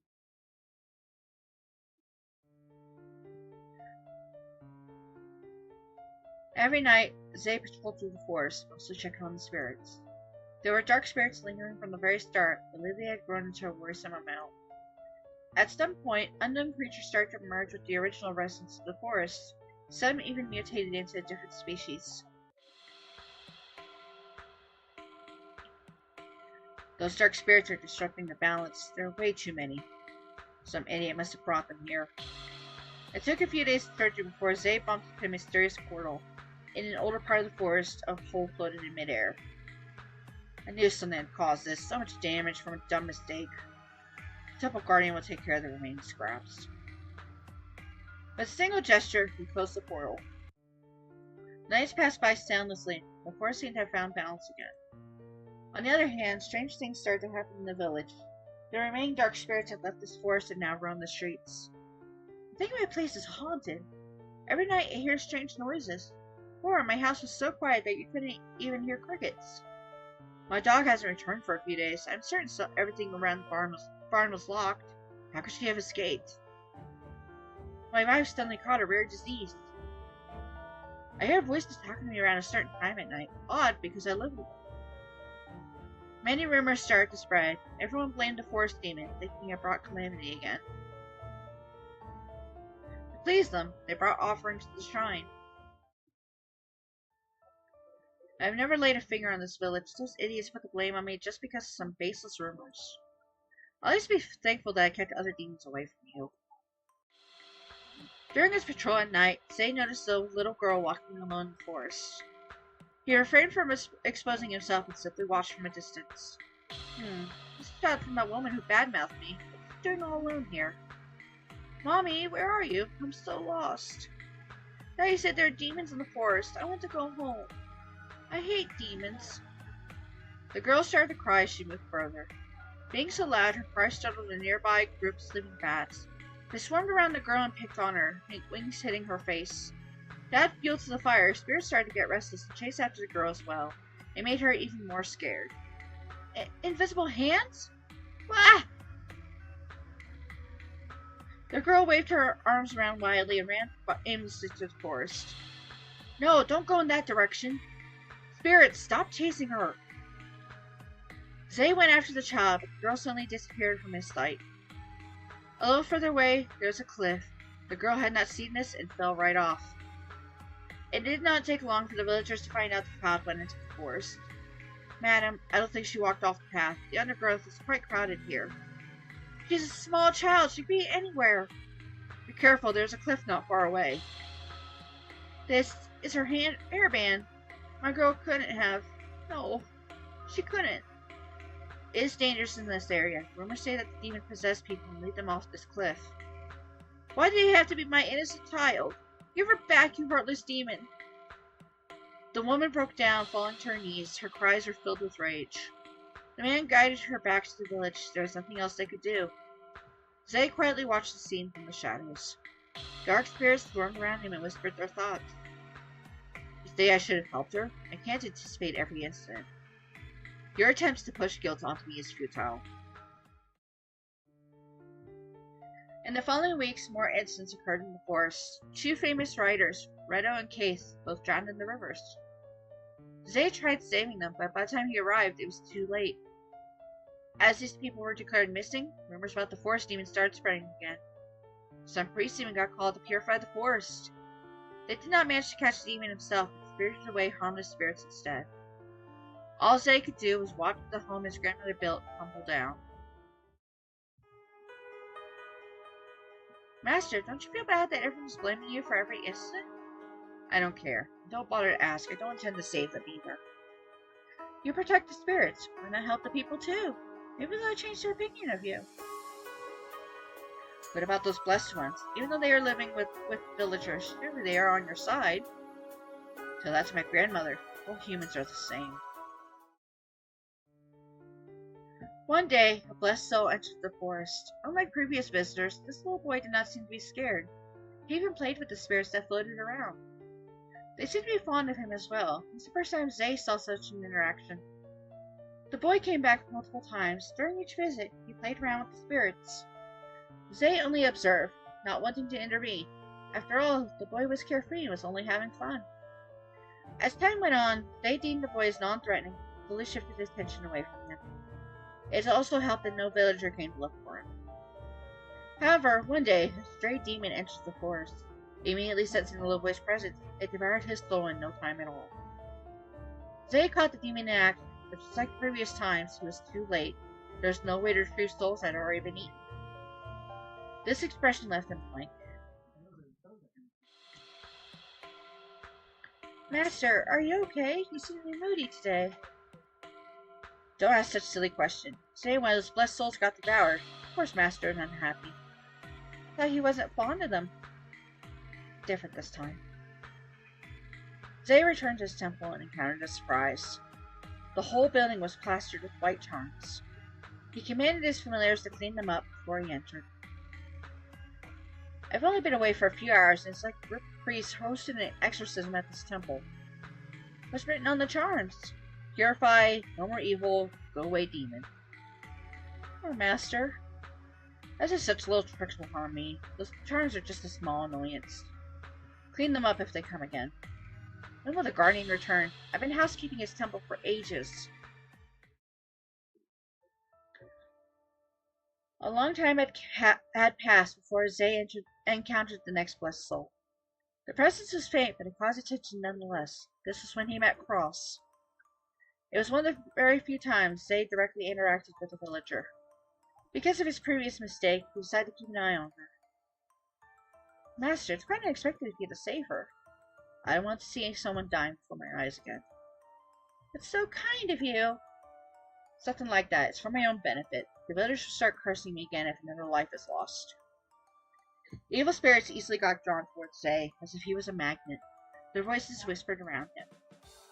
A demon should act like one. Trick those who've earned their trust. Kill them. Eat them. Why are so many spirits surrounding us? I knew this was going to happen. Just don't listen to them. As long as I stay on guard, these evil spirits won't stain me. Zay released his streams of light, striking darknesses around him. The spirits only float away temporarily. As Zay spent more time with Cross, his opinion on humans changed. This girl tried changing where he could not. He met more people after, and he realized they were not as bad as he thought. After the incident with the tourists, Zay did his best to keep people out. If those lost in the forest were to get possessed by dark spirits, he would chase the spirits away and guide the people back to the village. As a result, there were no more disappearances in the forest. The number of incidents was reduced, and priests stopped coming to the temple. From there, he started to interact less with humans, but there was one person who kept coming back.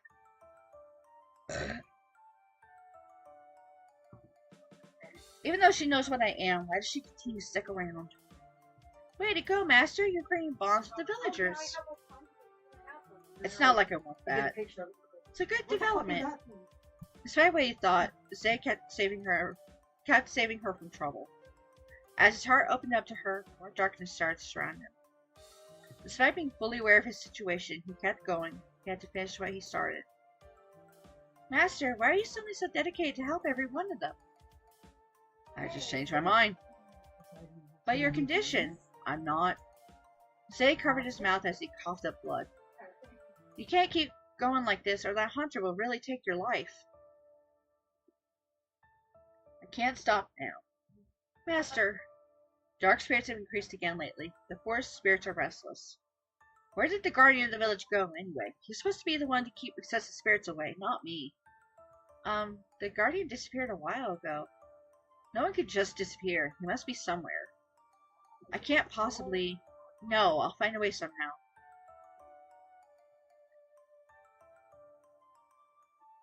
Zay took a deep breath and bit his lower lip. Unlike the guardian, he did not have the power to purify spirits. All he could do was keep villagers away from harm and protect the pure spirits in the forest. Over the next few days, he detected some odd presences, a Shinigami and an angel. The angel was not doing any harm, so Zay merely let her be. However, the Shinigami's intentions were very easy to read. An angel? Did we encounter an angel in the game yet? What the fuck? And it's a girl. Is it Ikia?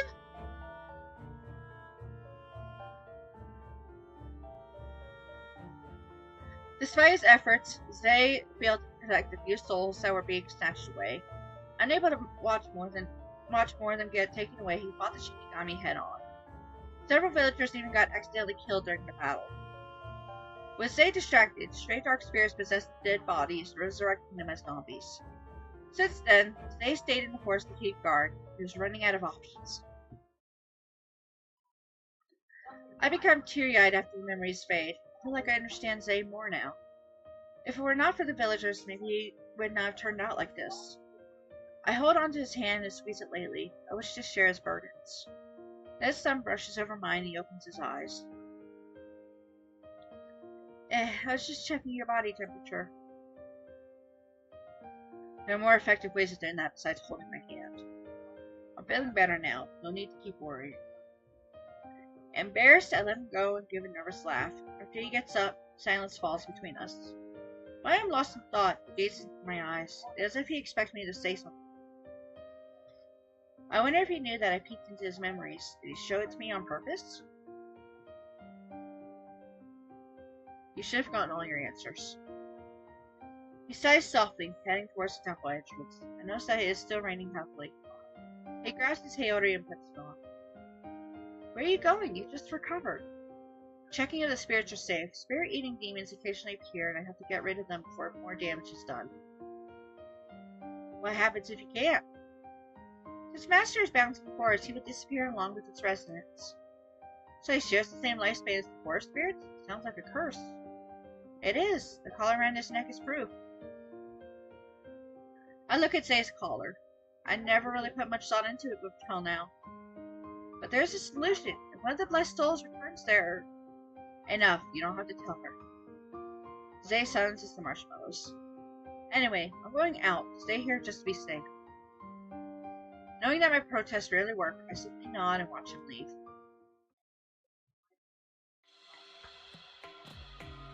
After a short while, however, I start heading in the same direction he did. I hope I can catch up. In his current condition, he isn't in a state to fight. Earlier I noticed a dark mass sticking him. Thankfully, he did not take the marshmallow spirits. I can ask for their help if I lose sight of him. The forest is calm tonight. I see bright spirits floating around. If every one of them dies, Zay will too. They are like fragments of his life. I observe the spirits around. They look so cute. I am so captivated that I almost forget that I am killing Zay. Where did he go? Jeez, he is moving so fast. I start running, but stop when I hear voices ahead. Hiding myself in the bushes, I watch what is going on. You've got some guts to enter my territory again. Dang, my spell failed. He's more powerful than I thought. Anyway, I came here on official business. I look the other way for once. Last time I told you I would not hold back if I see you again. Just for once. No. So disagreeable. I see why your reputation is so bad. Zay sighs and shifts into his demonic form. Taichi pulls out his scythe, and with a burst of smoke, he is already a few feet away from Zay. He swiftly swings his weapon in a way meant to kill. The sharp edge almost touches Zay, if not for his strength, he immediately launches to block the attack. Things that look like tree roots grow out of the shaft of Taichi's scythe, crawling for his opponent. Zay seems to be at a disadvantage. He is slower paced on previous battles I've seen. He's even breathing harder than usual. He isn't in good form today, so why is he still fighting? When I look closer, I notice the black mass tangled around his body, like chains weighing him down. Your time is over. The evil spirits will consume you soon. If you lose your sense of reason, who knows what you would do to the village? I'm here to take care of you before anything happens. You really can't take advantage of my state. Without me around, you're able to steal souls freely from this village. I'm just here to make sure there'll still be souls around the gate.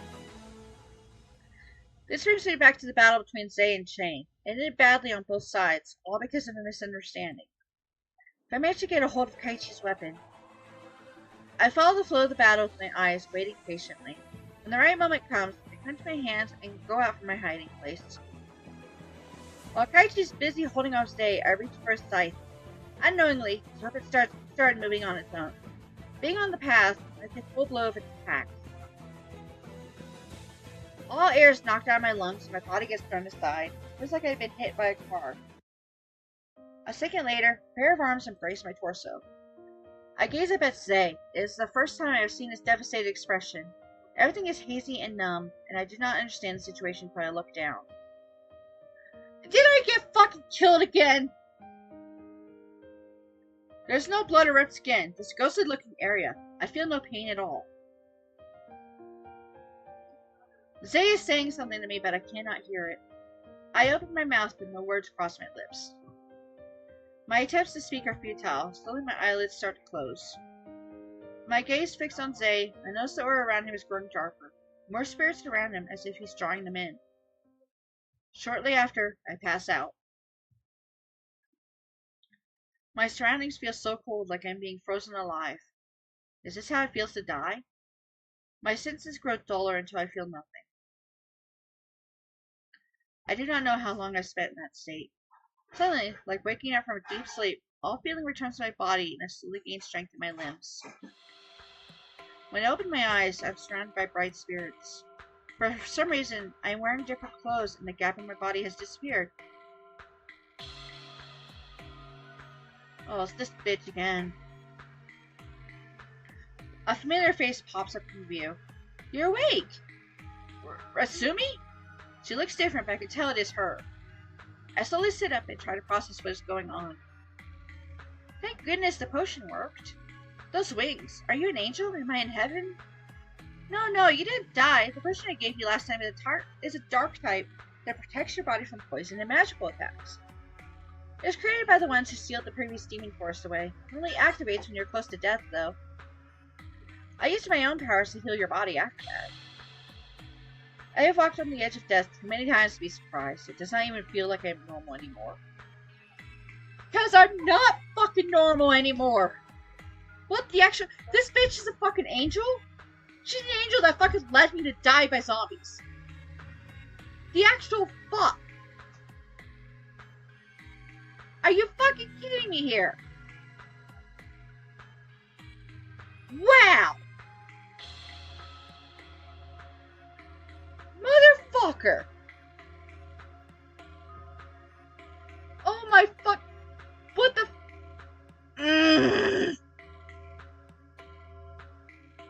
This bitch left me to die via zombie. And it turns out she's a goddamn angel? What the fuck? No. Fuck this bitch. Tweedle dumbass can get the fuck out of here.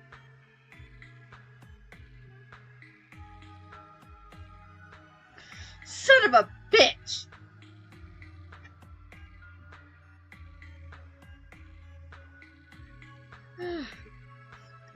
Thank you for patching me up, but get the fuck out of here. Why didn't you say anything about that potion? You were dying from the zombie bite. I didn't have time to think it over. So what am I now? Survived a zombie bite and a Shinigami attack. Did I gain more powers? You're just you. Potion just made sure you didn't die too early. Too bad. As I try to get up, Marshmallow spirits greet me in relief. Master, you're alive! Thank you, Angel, for helping her. Don't fret, I only patched up a bit and switched your torn clothes with new ones. I checked my body if anything else is off, but everything seems fine. I remember Zay and Kaichi battling when I got hit. I asked the spirits what happened after that.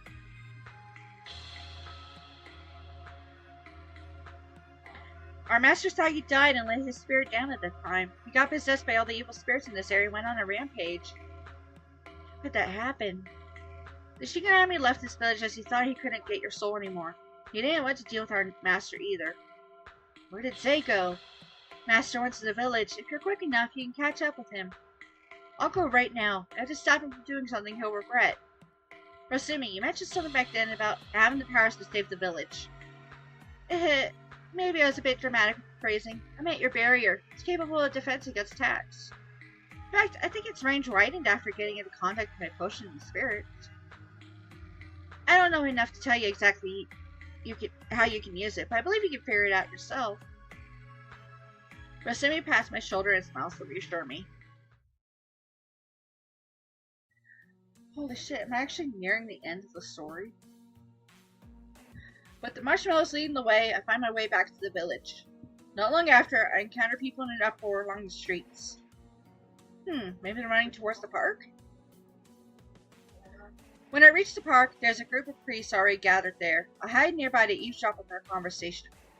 Really, I saw the demon! They fired my neighbors right before my eyes. I couldn't have imagined it. So it came down to this. Don't worry, we're all gathered here to cast it away. Can you describe its appearance? It has crimson hair and glowing eyes. On top of that, there are large horns on its head. It acted like such a beast, that thing can't be left alive. Unable to contain my anger, I step forward and snap at them. Hey, you shouldn't talk about him like that. And that was a flat-out lie. Nobody has ever seen the demon before. How do we know if he even eats humans in the first place? Who are you? Why should we listen to you? You might be spouting nonsense too. What do you know about demons? Calm down, madam. She might be our new recruit. The priest looks at me and bows politely. Were you that new girl who applied for the new position? I do not know what this position is, but for now I'll play along. It'll be easier than searching for Zay alone. As the priests discuss their tactics, I realize they would use a bait to attract the demon. The rest of the group will ambush him. Their strategy is questionable, yet they think of it as an airtight plan. One of the leaders is able to sense dark energy. Using his senses, he'll figure out where Zay is hiding. I have to find Zay and help him escape without them noticing. Maybe I can make it look like an accident. There's a lot of dark energy coming from the library. Everyone, get into position. The entrance to the library has been smashed into pieces as if a bull had ran through it. Seeing the damage makes me worry. As much as I want to hope it is not Zay's doing, he is definitely capable of something like this. I wonder why he would do such a thing. This place is so large, he could be hiding anywhere. I should try looking upstairs. As I go up, I feel a strong aura approaching me. It feels familiar. From the corner of my eye, I see a book thrown at me. I catch it in time with one hand. Certified badass over here. Reveal yourself. Is that you, Zay? I notice someone kneeling by a pile of books. He is holding torn pages. The shelves in front of him are a mess. Books are scattered over the floor, mostly ripped apart. Once I get closer, I recognize Zay. However, there's a dark aura surrounding him, thicker than before. Does he still recognize me? I remember his dislike of being approached from behind, so I made sure to stay in his line of sight as I slowly moved towards him. Zay, what are you doing here? His gaze shifts to me after hearing my voice. In reply, a soft growl leaves his mouth. Why are you tearing those books apart?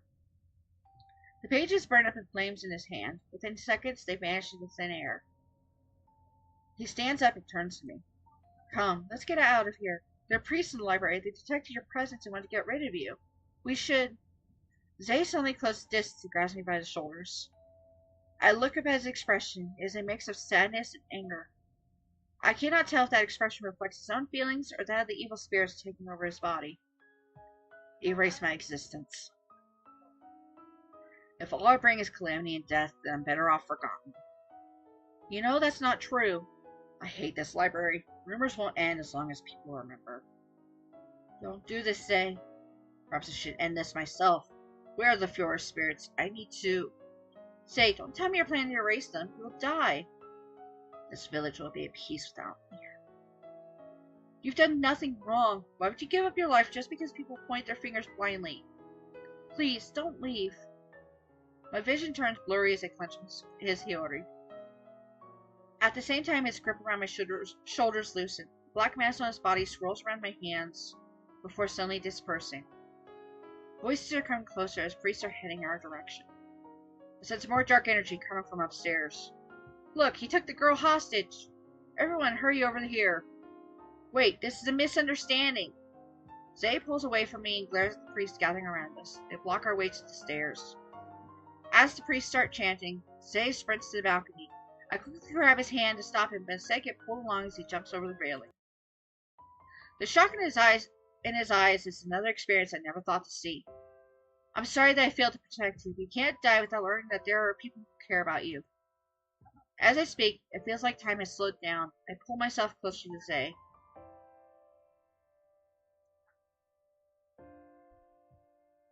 Hell yes! Got the kiss! Fuck yeah! Fuck yeah! Kiss the husband. Am I finally getting the fucking good ending? Holy shit! Only had to die like 3 times? Fuck! When we are face to face, I gently press my lips on his.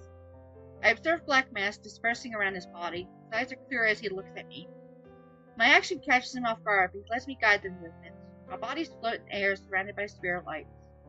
Although this should have taken seconds, it feels like an eternity. When I opened my eyes, we were already on the ground. Faint strings of light surround us. They must have used them to soften our landing. I hear people running to us, and I instinctively look at them. What happened? How did they get away without a scratch? Who cares? Keep chanting. We won't let it go. When I turn to Zay, he has already escaped. Girl, are you okay? He didn't do something to you, right? Don't worry about me. I'm fine. I'll get some rest. We will take over. I keep telling you not to go after him. The demon is corrupted by evil spirits. You should help him instead of driving him away. You don't even know anything about him. Hurry up before we lose track of him. I try to convince them. Even bat an eye. I realize it is a useless attempt. Moreover, their hatred had grown worse after what happened here. The situation almost feels hopeless, but I still ponder over what I can do. I touch my lips and realize something. Back then, when we kissed, were the spirits responding to my touch? I could save him with the power of hugs and kisses! Excuse me, what?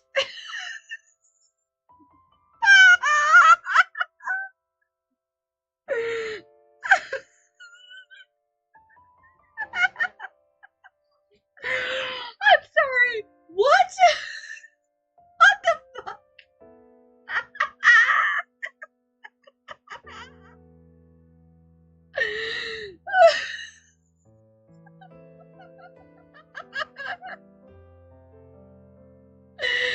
I can save him with the power of hugs and kisses. You know, I need to save this right here. Oh my god. What?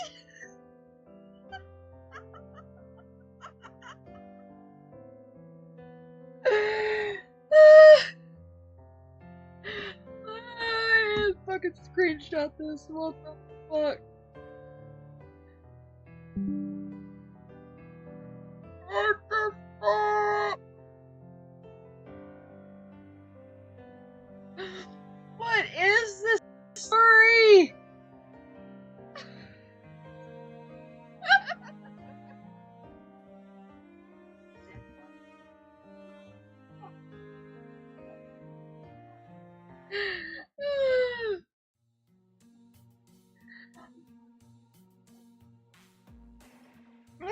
Son of a bitch.